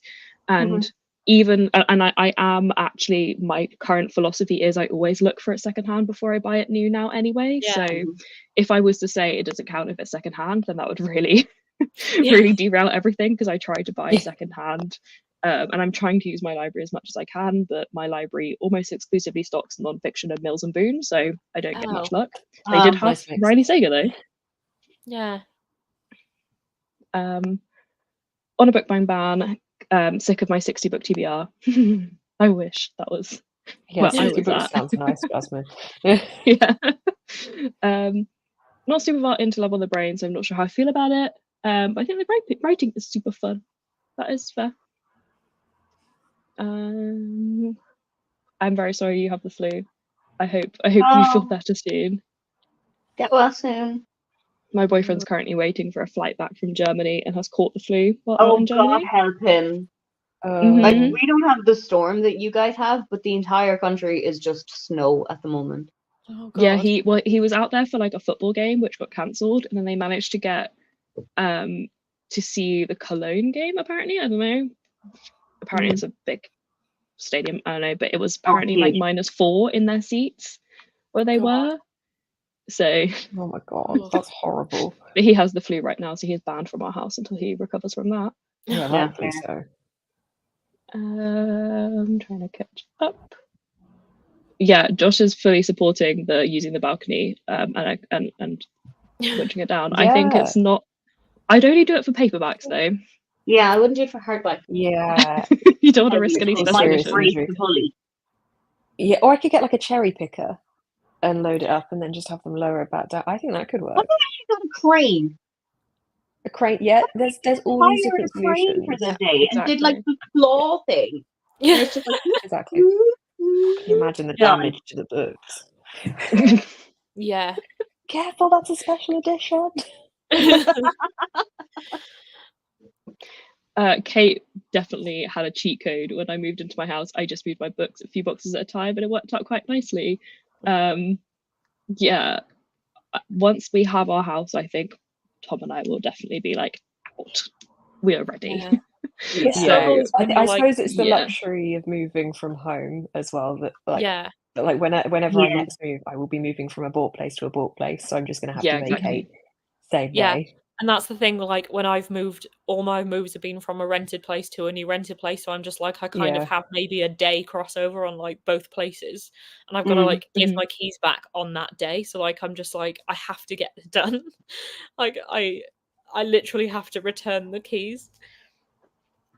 Yeah, I think because obviously I will be moving from my parents' home this time. So as much as I don't have to like move all out in one go, I will be moving an hour away, so don't really want to be like doing loads of back and forth trips because it gets I have saved up holiday for, hopefully we'll be moving this summer, so I've saved up like 2 weeks worth of holiday just in case I need it. So I could in theory do that, but the fuel, I don't want to pay the fuel. Yeah, that's true. I'm hoping to like load up a big old van and just go. I did similar, I think. As well as the physical tiredness on yourself. Like moving is just exhausting. Yeah, it is. Yeah, prepping it all. Lily, have you got a house in mind yet, or are you still in the searching phase? We're not. Well, I am not looking yet because we should have enough money. When is it? April? We should have enough money in April. So I don't want to look now and find my perfect house and then cry because my perfect house gets sold. So my plan is I'm not going to actually look for anything until my mortgage advisor says you're good to go. We're meeting him this week as a like interim, where you at, what's going on. But based on like how much we're saving, we should be ready by April. So but we're hoping, like, we know what town we have to live in because it's where Tom works, and we know like kind of the areas we want to live in that town. So the best we can get for our budget. Basically. Yeah, fair. Recommendations for buying used books in the UK. I use Vinted a lot. Vinted is pretty solid. World of Books is quite good for like pretty crappy editions, but like it has a lot of editions. I mean, I received a very dubious sticky book from there before. Yeah, there's used books on Amazon too. eBay, do they still do used books as well? Yeah, you can get them on eBay, but I find the prices are quite high for like just a regular paperback. I think if you're looking for a generic paperback, Vinted and World of Books are pretty solid. But Vintage generally, I find the quality, because you can see the exact book you're buying on Vinted before. So if you care about it being like good condition, those kind of places are better. Yeah, and it's easy to sell. Like I've been selling so much on Vinted.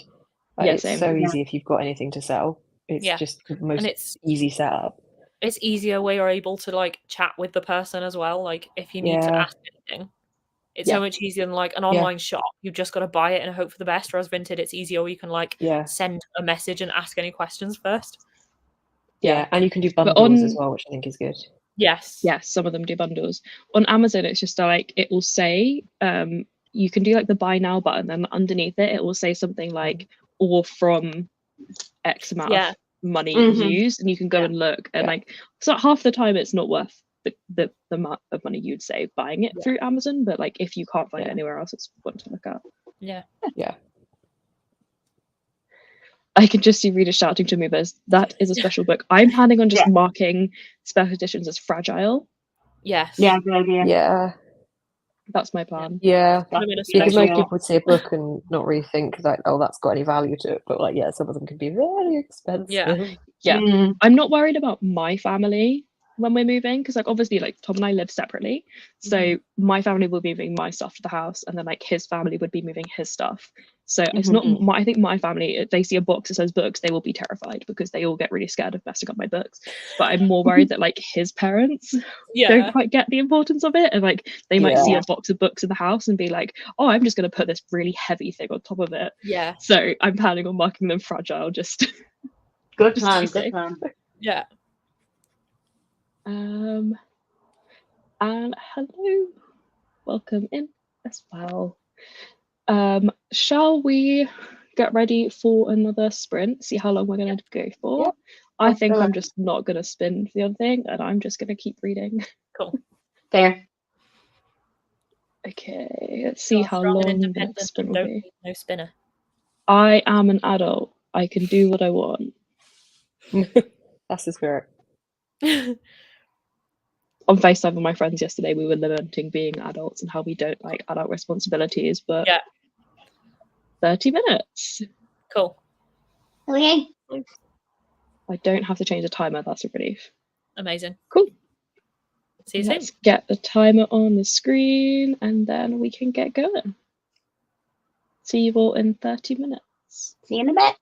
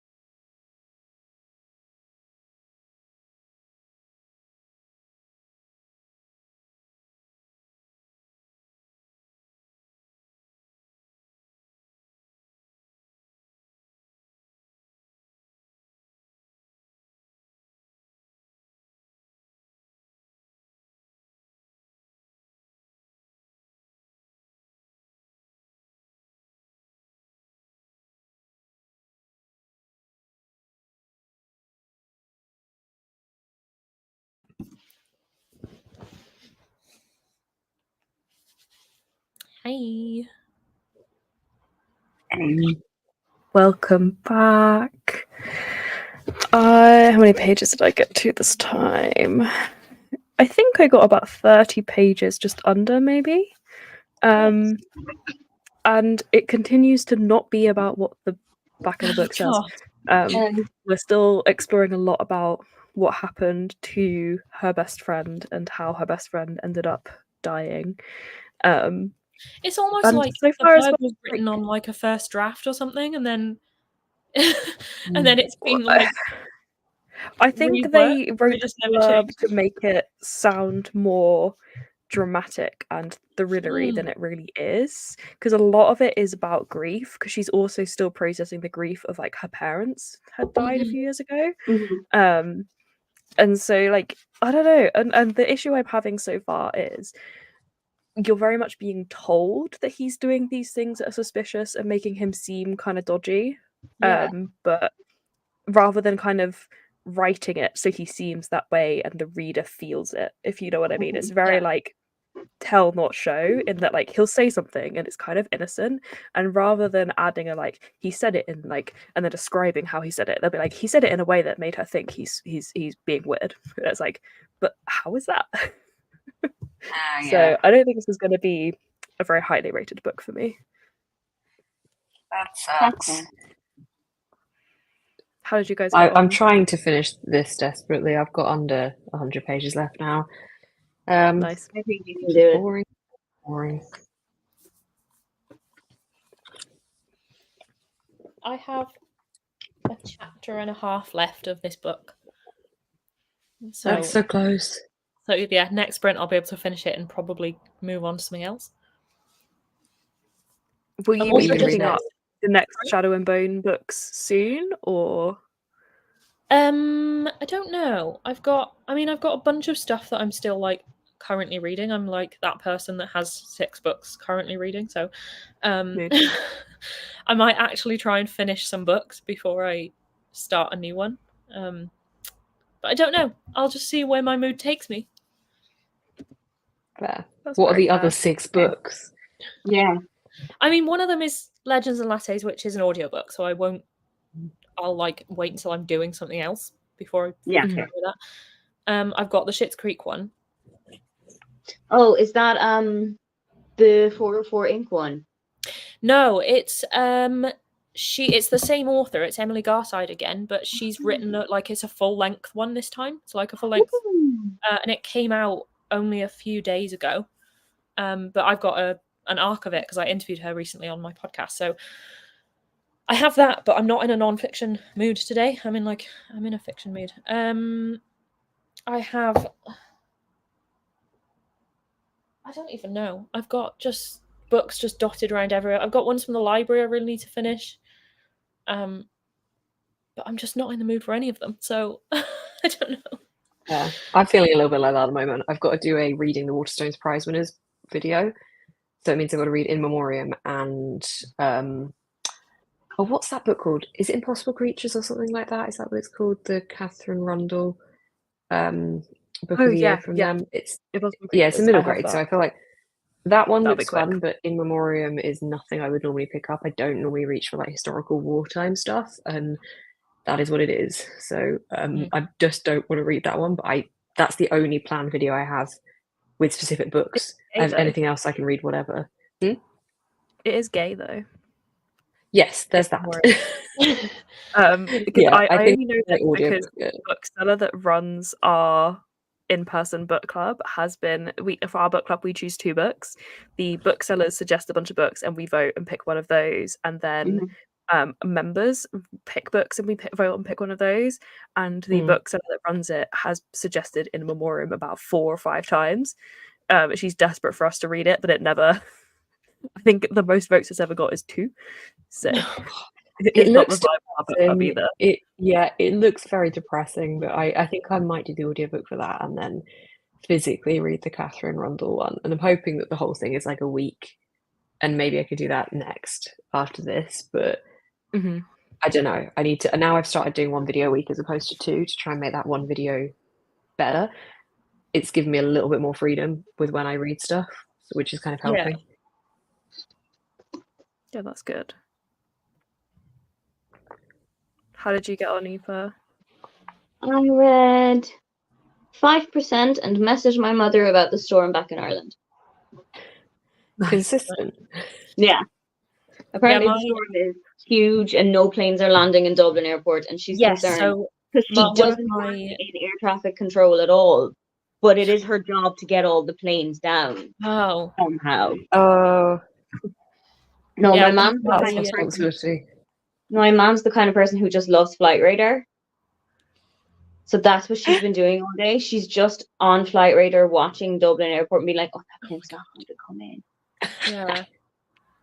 Yeah, my friend is currently trying to fly back from Dublin back to Wales. So she, I mean, she's been updating her Instagram story the whole time, but the last thing I knew was maybe an hour ago, and she had been at Dublin airport for 4.5 hours and was just jumping from gate to gate. Like, they just kept moving them to different gates, and then they would be told there was 30 minutes delay at that gate, and then they'd move them to another gate where there was another 30 minutes delay. And she's I don't know if she's actually flown yet or whether she's still there, but she has the absolute worst luck with travel, because she also quite recently did a Norway cruise with her nan, and it was like once in a lifetime sort of cruise, and it was the worst. They had a storm, so they were like, they couldn't dock anywhere, so they just had to stay on the boat, and then as soon as they could dock somewhere, her nan had shingles, so then her nan had to like stay in bed on the boat. And then when my friend could get off the boat, she then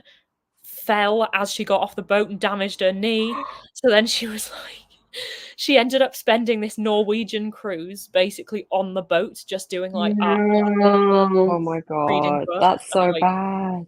Oh my god, I think she managed to get out of the boat for like a couple of days, and they were away for 2 weeks.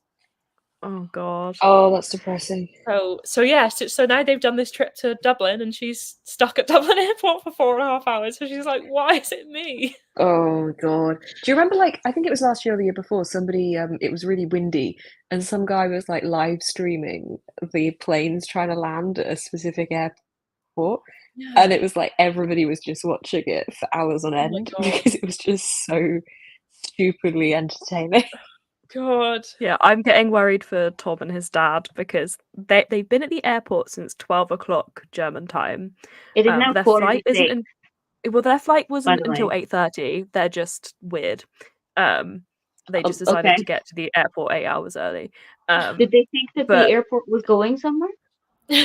I think he was just like, because he's not feeling very well, so they didn't see much point in going around Cologne. So they thought I was like, I would have just gone to like a cafe, but the airport is also a choice. But yeah, they've been at the airport for 6 hours, and I feel like they might be there a while longer. Might get cancelled. Yeah, I'm gonna say it probably will be. The storm is only getting worse. It's meant to be from 6 till tomorrow morning, that it's really crap, basically, and it's like risk to life level of bad. So yeah, I feel like and they're supposed to be landing at like 10, 11 o'clock at night. So yeah. I mean, it's meant to be better in the southeast. The night in the airport. Yeah, southeast to London is the best area. So I don't know whether it takes that route from Germany. Probably does, doesn't it? But I mean, regardless, it's whether it can land. It's not very nice. Yeah, I wouldn't want to be on a plane in this. Oh, there you go. She said an hour ago on her Instagram story that they were boarding.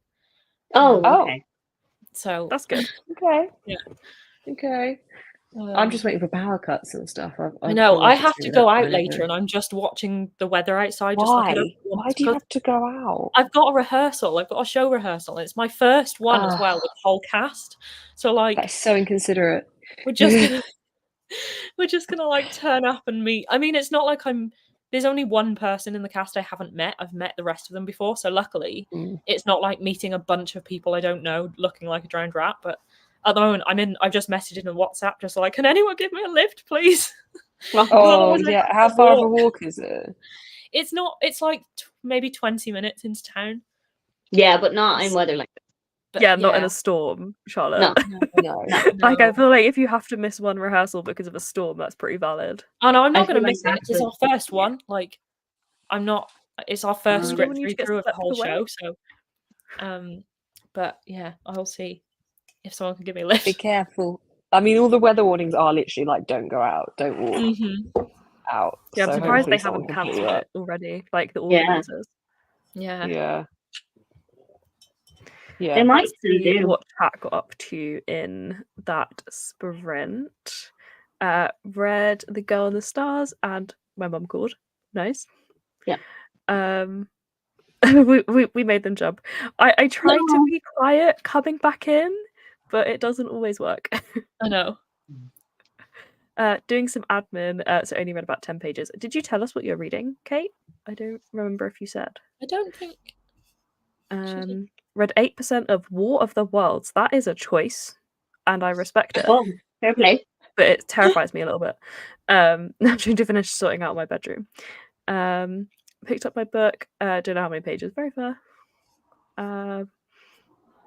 Welcome in, Alex. Hopefully we will get you to read. We're not just another like distraction from reading, but fingers crossed. Next sprint. Wrote half of my paper, so I'm going to finish it in the next sprint. That is amazing. I am very proud of you. Nice. Yeah, apparently the storm is rough, guys. So let's hope it doesn't get too bad. Do not do the outsiding. Yeah. My parents went out during the day today, but the storm wasn't too bad. But it's now. It's got worse. My mum and I went out during the day. Yeah. It's got. I assume Charlotte's probably hitting me fairly similar to you because I'm with my parents at the moment, so I'm less than an hour from you. Yeah. And it's quite battering. Yeah. It's starting to pick up here near Oxford, so yeah. I'm kind of glad I'm not in my flat because the balcony noises that everything makes, like it's all whacking against the balconies. It just sounds so much more dramatic than it actually is. Do you have to like bring your table and chairs in when it's bad? I probably should, but I don't. The chair collapsed the last time there was a storm, but I don't want to based on the fact that it's dirty and I don't want it in my flat because there's nowhere that it wouldn't be getting dirt on something. Yeah. I mean, we had that horrendous one last year and I didn't put anything away and it was all fine. I don't think it could physically fly away. Because it would have to get under it and it's metal, so it's heavy. That's good. I don't really, that's tomorrow's Beth's problem, so it's fine. Yeah, my dad just stacks all of our garden chairs up and then like puts them against the wall that like of the house where it won't be like caught by the wind, and we just hope for the best. Yeah, if I had a house, I think I would do something similar, but the balcony is limiting. The fairy lights will probably be like trailing away. Yeah. Started editing a video, now read about 10 pages. Very good. Just finished some work. I'm going to watch Love Island on the next sprint. I'm not going to judge you. That is your choice. Hoping to finish How to Kill Your Family later. Nice. Reading Flawless by Elsie Silver. I need to pick that up soon. That might be next month. I really want to read Welcome to the Undone Bookshop. That looks so good. Yes. I have that. I bought it in the Waterstone Stale. It's good. Yeah, pretty much the whole country has an amber weather warning for wind. Yeah. Love being in the UK. Yeah, definitely not a good idea. No. Reading Two Crazy Mysteries, the fourth book in the Catering Hall series by Maria Dorico, 4 Parties and a Funeral. Ooh, that sounds nice. Jolly title. Finished Buddy Read section of The Ninth Reign, switching to The Memory Police. Oh. You've got buddies, Beth.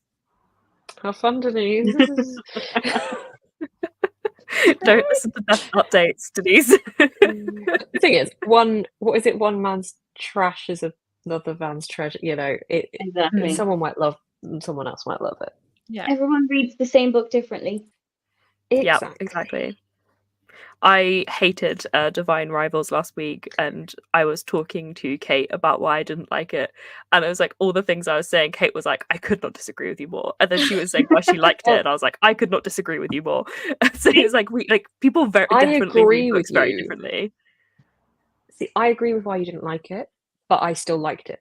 Like, I completely agree with everything you said. I had so many people message me that.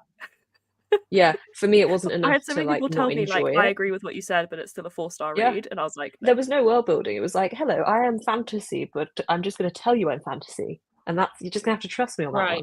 Like there's nothing that my fan theory is she made it fantasy because if she just wrote a World War I romance, Roman would have been conscripted, and so the romance never would have happened.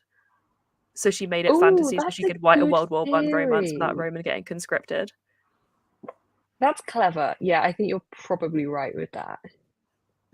Yeah, I think you're right. That's a good theory. Because it just felt like it was like dropped in there afterwards. Like there's a mention in one of them just about a magic car, and then it's never mentioned again. I'm like, what? Why is it magic? Like, is it just a magic? Why is it magic? Yeah, and the whole magical typewriters thing is are magical typewriters common in this world, or is it unusual? Why should I care? Yes. Yeah, there's no normality of like. Slate talks about ley lines and things as well. It's like, give me more. I completely agree with it all, but I think for me it wasn't enough. I surprisingly rather liked the romance, and I liked that element of it and the found family friendship unit of it. That's what I enjoyed about it. And that kind of outweighed it for me, but I completely agree with you. Trying to catch up on the jumpy thing. Should try Study and Drowning, similar vibes but better world building. I do have it on the TBR. Bought it in the Waterstone sale as well. So I'm thinking I can't remember if that's on my 24 for 2024, but if it is, then it will probably be on my TBR for February, because I obviously 24 books, 12 months in the year. I'm trying to read 2 books from it each month, which I have achieved this month. So next month I need to pick 2 more, and if that is on there, then I will put it on my TBR, but it might not be. I can't remember. Finishing my reread of Prayer for the Crown Shine the next sprint, and then move on to a comic book. Very nice. I need to read that one. It's great. But I have to read book 1 first, obviously. Yes. Currently reading The Atlas Paradox. It definitely requires focus. Yeah, fair. Very fair. What you're looking for is in the library, delivered on what I was looking for in Dong. That is very both of those on my TBR. Same. Yeah, I think I actually got both of those in the Waterstone sale. I don't think I was even aware of what you were looking for is in the library, but I saw Japanese literary fiction with a cat on the cover and was like, add to the basket. I just love all of those kind of covers at the moment. Like, yeah, I agree. If a book has that kind of cover, I will just gravitate towards it. My sister doesn't like them. She was looking at them. She was like, "Oh, I'm not really a fan of them." And I was like, "But no, I love what?"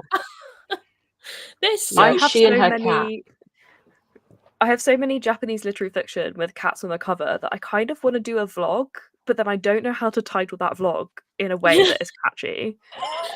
Yeah, clickable. Have I taken my obsession with cats too far, or something like that? Yeah. You'll never believe how many cats are in this video. Number 7 will amaze you. It's one of those where I keep saying to myself, if I can think of a catchy title, I will do the vlog. Yeah. But so far I haven't caught anything. That's fair. I feel like there's a load of titles in there. Yeah. Insert catchy I found titles. The perfect read. Yeah. But then I don't want it, like, I want it to be about it, because it's Japanese literary fiction. It's not just cats on the cover. Yeah. And how do you combine that into a catchy title? Yeah. It's not possible. I take my cat obsession to the next level with the help of Japanese literary fiction. So catchy. Wow, I know, right? Surely rolls off the tongue. I actually like this title. Not my strong suit for my own videos. Are there actually cats in these books, or are they clickbait? Oh my god, yes. Nice one, Margaret. Nice one. Cat bait. That's actually really clever. That's because pretty good. That is indeed something that happens very often. Yeah, because this is very unrelated, but my current thinking is Grady Hendrix is a catfish author because his blurbs never actually delivered in the books. Oh, really? Yeah. Oh. Also, the titles: The Southern Book Guide to Slaying Vampires. Is it really? I just saw that in your fun title, though. Yes, it is in my worst books of the year. Final Girl Support Group is literally exactly what it says on the tin of the title, though. I will say that title is accurate as to what the book who the book follows. That is on my TBR. That is my last one of Grady Hendrix. That's my favorite. I think I accidentally had like multiple Grady Hendrix books on my wish list without realizing they were all Grady Hendrix, because he has no consistent cover, and like different blurbs had like caught my attention and were added to the wish list at different points. And then I've read 3 and I've only liked 1, and I was like, oh god, I still have 1 more on the TBR. So I had like Leanne was telling me to unhaul it and just not read it, but I kind of want to give it another chance, because what if I like it as much as I liked Horror Store? But so I liked Horror Store and I liked the Final Girl support group. I didn't so much like the Southern Book Club's Guide to Saving Vampires, and I didn't like How to Sell a Haunted House. Haven't read My Best Friend's Exorcism, but my favourite of all of them, and like a top tier book for me anyway, is the Final Girl support group. Okay, I really liked it. The last one I have. It was different. It's different. He changed publishers or something for that one, and it definitely reads different to the rest of them. It's an homage to slasher horror, and that all that serial killer fun stuff that you get from that kind of genre. So yeah, I really liked it personally. That's promising. But that makes me scared that you won't like it, and then you'll message me being like, "What the hell, Beth? You are a terrible human being." No, but to be fair, we don't have a ton of overlap. Like, I watch your videos, sometimes your wrap-ups, you'll be like, I think this book was awful, and I'm like, oh, I love that book.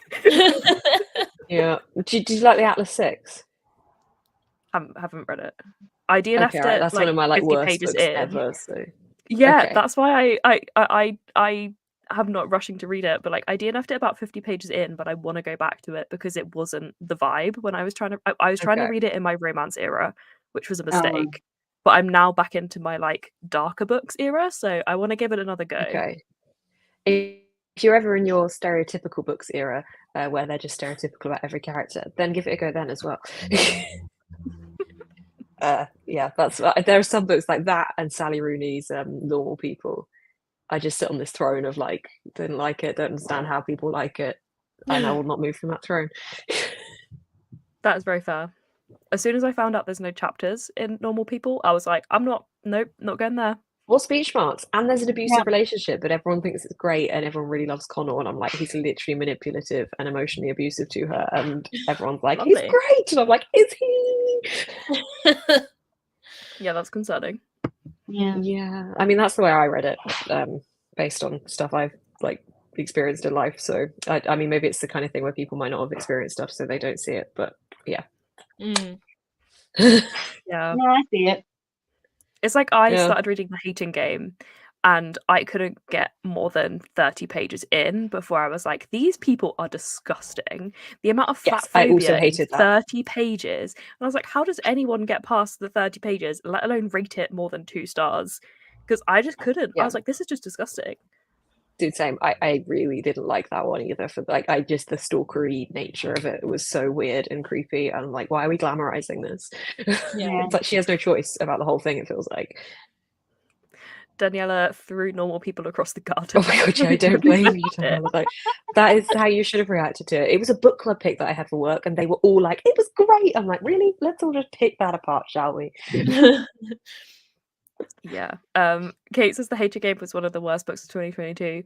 I nearly put it in my worst books of 2023, but I didn't want to deal with people complaining about me including a book I only read 30 pages of, because I already put Babel in my worst books. Sorry, but I did. But I feel like it was valid because I read like 250 pages. Whereas The Hating Game, I read literally like 10%, and I felt like it gets no people would get mad at me about that. It gets creepier. There's a scene with a bedroom painted in a specific colour. Yeah. If you read it, you know. It doesn't get any better, Lily. It doesn't get any better. Guys, I have to drop off now because my grandparents are about to come round, and that is going to be pure mania because there's a dog like this big coming with very me, fair, which I would love to show you all, but my grandma will be very confused. Have a good evening and safe travels tomorrow, Beth. Thank you. Yeah, thank you for having me, Lily, and bye everybody. Thanks for coming. Any of my patrons, we're sprinting tomorrow. Keep an eye out. Boom. Thanks, guys. Bye. Bye. And then there were 3. Very sad we don't get to see Tiny Dog. I know. Go on Beth's Instagram stories, you'll see Tiny Dog. Nice. Yeah. I definitely have seen Tiny Dog on Instagram stories many times. Yeah, same. Just not the same as live. I am so lost. I find StreamYard really frustrating in that like you'll scroll to a point where you're like, I'm up to here with the chat, and then suddenly it will be like, I'm gonna scroll you to the bottom. Yes. Like, Yeah. no, that's really annoying. That's not what I wanted. I think people are just complaining about Sally Rooney, to be honest, which That's fair. good for you guys. Shall we do one more sprint? Do you guys have time? I don't mind if we spin for it. So unless anyone has any objections, let's spin for a sprint. Go for it. No. Depending on the length of the sprint, I might start making dinner. Very fair. Getting to dinner time.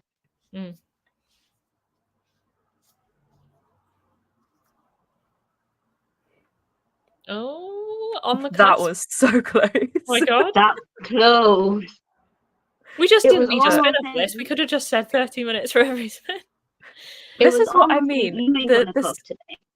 My spinny wheels are so heavily biased and I don't understand it. It's really weird. Yeah. I think one time when I did spinny wheels and I was on my own, every single sprint it spun long sprint and writing. Every single time. God. And I was like, what is happening? Right. Let me get the timer up.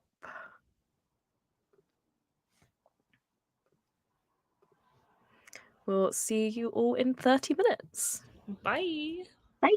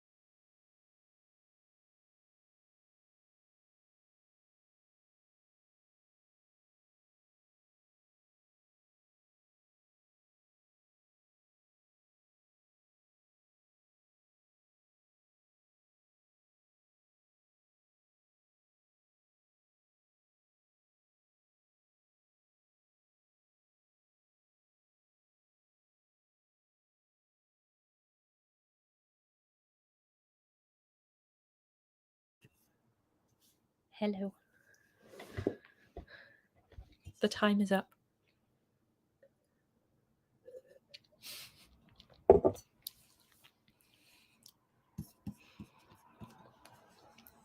See how long it takes Lily to notice the time is up.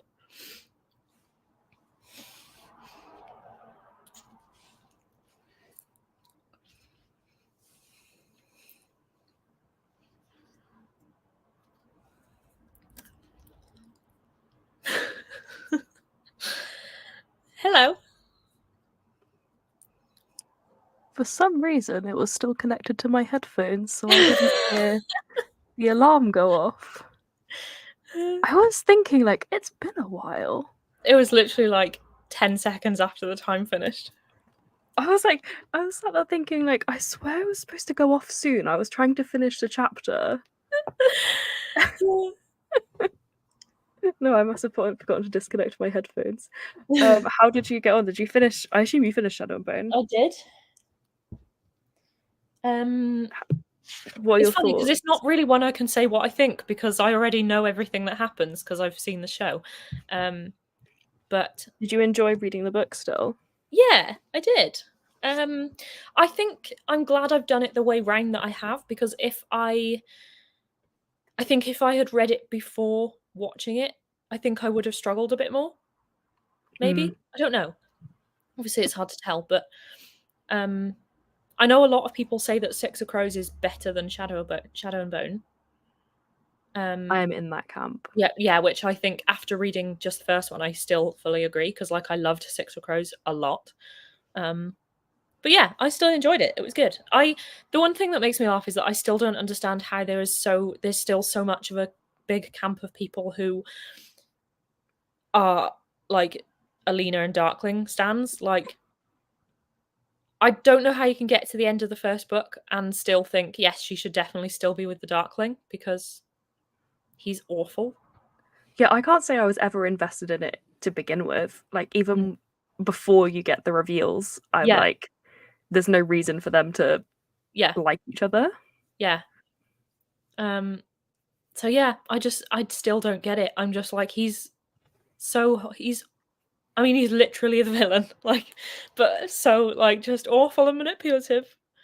I don't get how some people can read the whole series and still be like, nope. Still. Yeah, it's not even like he's a little bit bad. Yeah, he's just a bad boy. Fully awful. Yeah. Yeah. He's kind of like the ultimate villain in some ways. Yeah. I think I read, if I can get the book out from under Maggie, about 40 pages, I think, because there was quite a lot of dialogue in this section. So it was quite a quick section to read. And the reason, I was distracted because I was trying to finish. I had half a page left until the end of the chapter that I was reading, or section that I was reading. I'm starting to see more now, like, why she thinks that the guy driving her, so I'm reading Survive the Night, if people didn't know, and I'm starting to see more now why she thinks the guy driving her could be the serial killer. Okay. But I do wish that the beginning of the book had allowed him to just be creepy and for the reader to infer that he was being creepy rather than just being told he was creeping her out. It's getting interesting, but it's happening very quickly. And I'm sort of wondering what the rest of the book is going to be, because I'm now 100 pages in and it's like a 350-page book.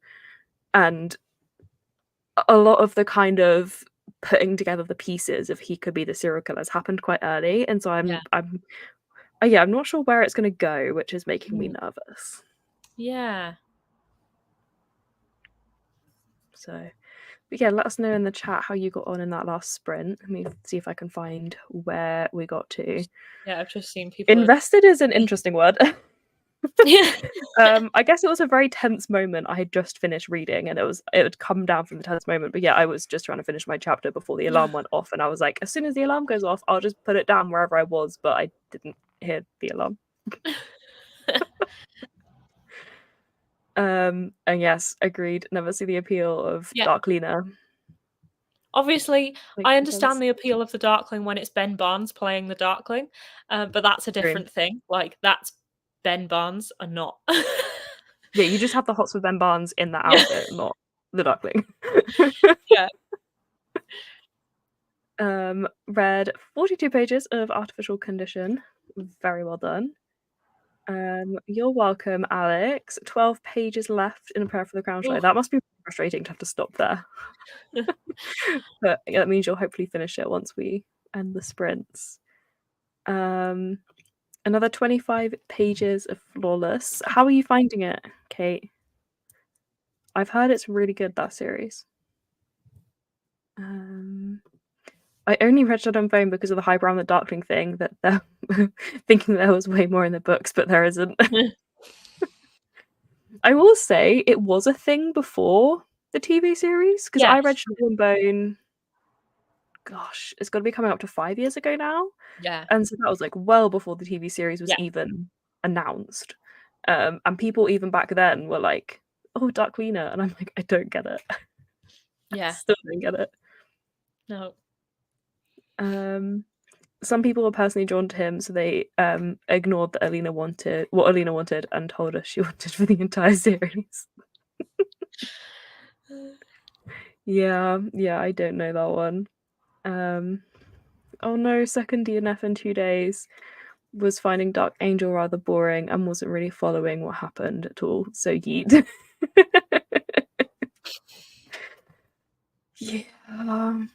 Yeah, that sucks. But hopefully your next one will be better. I wasn't aware of the big hype around Shadow and Bone in the 2010s. I'm trying to think. When did I start reading again? Definitely not in the early 2010s. I don't think I was reading fantasy back then. I don't know. So yeah, I didn't know about the hype when it first came out. I just knew that Six of Crows was really hyped. Yeah, it was hyped. By the time I got to it, Crooked Kingdom was already out. Yeah, I read it. Sorry, say that again? Like it was hyped for so long before I read it. I read Six of Crows first, a little while ago, like a couple of years ago now. But yeah, it was hyped for so long, but I never really thought it was my kind of thing. And then there's this whole thing where I read it and then was going to DNF it because I was like, I don't really understand what's happening. And then people were just like, no, keep up with it because it gets good. And then got to the end and I was like, oh my God, this has changed my life. And this is one of my new favorite books. And like, I'm going to like, this has opened me up to a whole new genre I've never really read much of before. And it was so funny. It's like the biggest, I've still never had a book like that has gone on such a journey from the beginning to the end. Like from me being like, I don't like this, don't really understand it, gonna DNF it, to being like, I love this so much.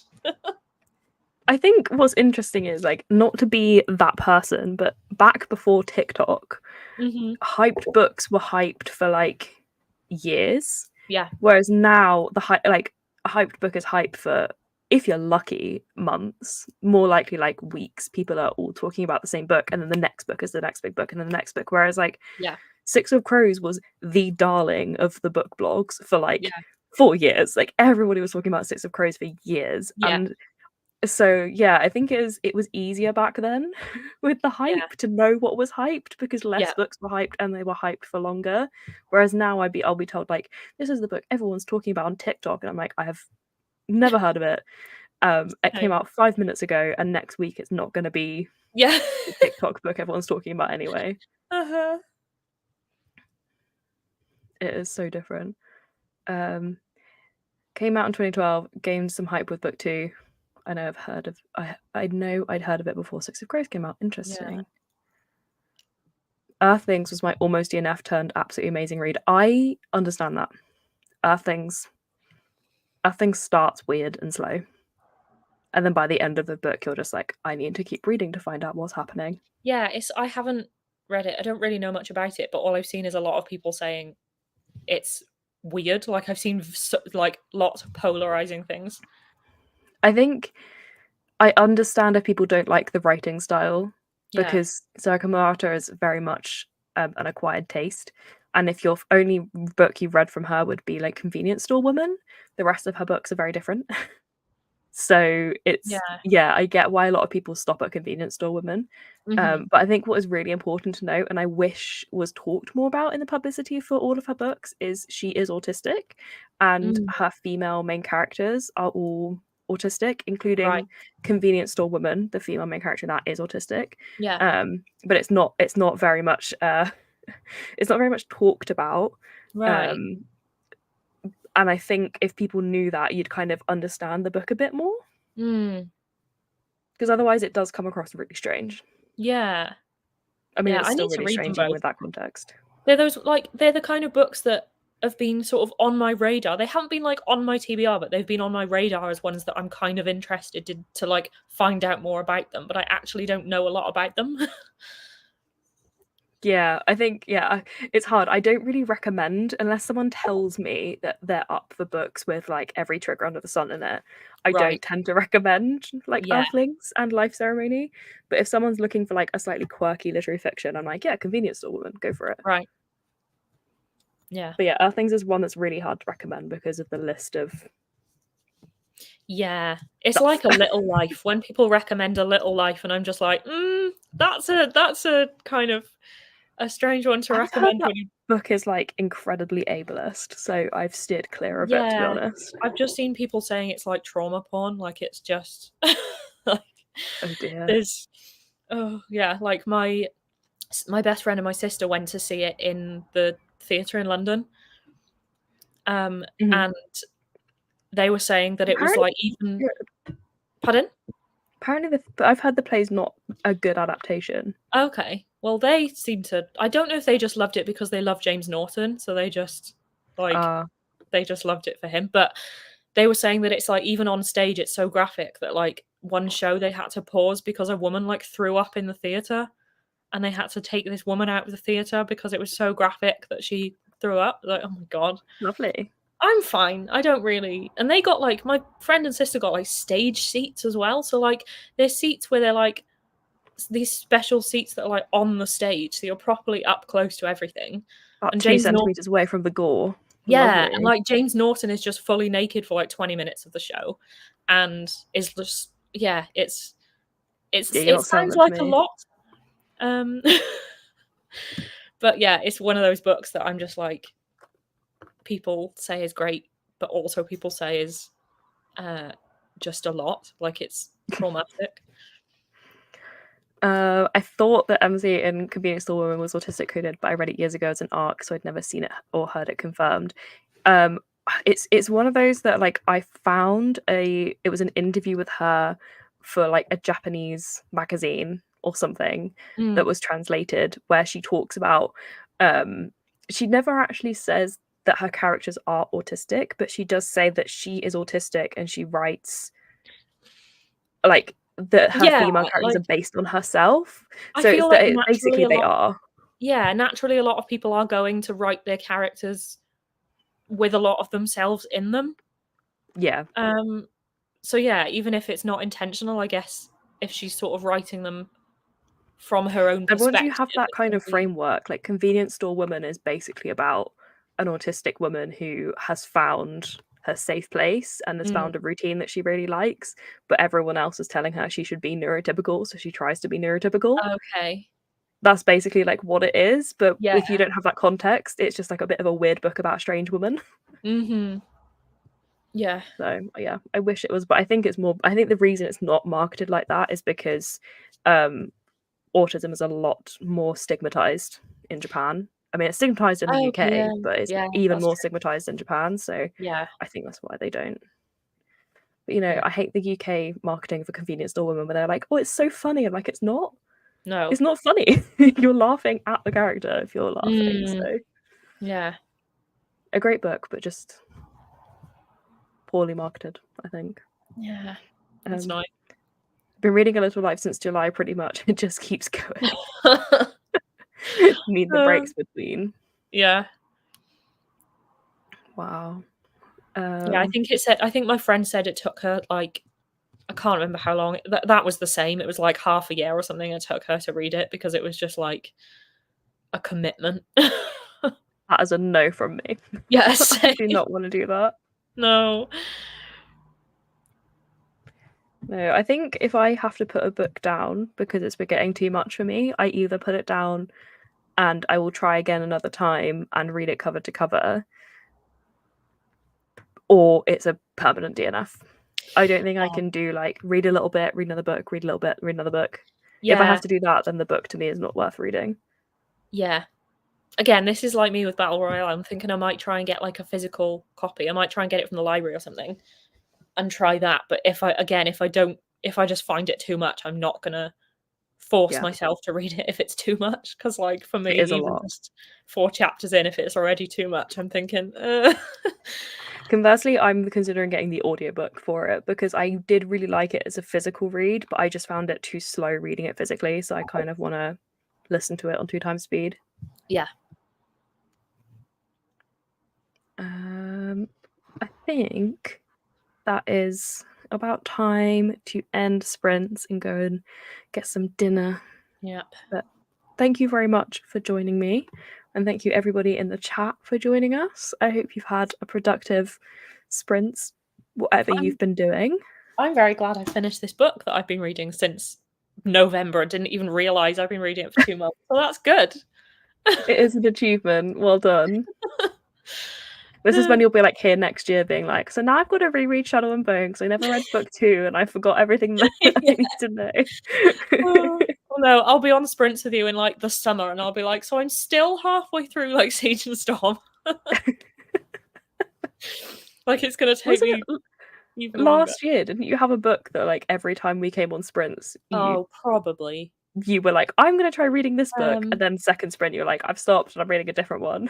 Yeah. I can't remember what it was but there was one that took me months. But yeah, thank you everybody for joining us and for coming along. And yeah, I think I'm streaming and sprinting again next weekend. I haven't set up the thing, but that will be happening. So yeah, hopefully see some of you guys then. Bye. Bye.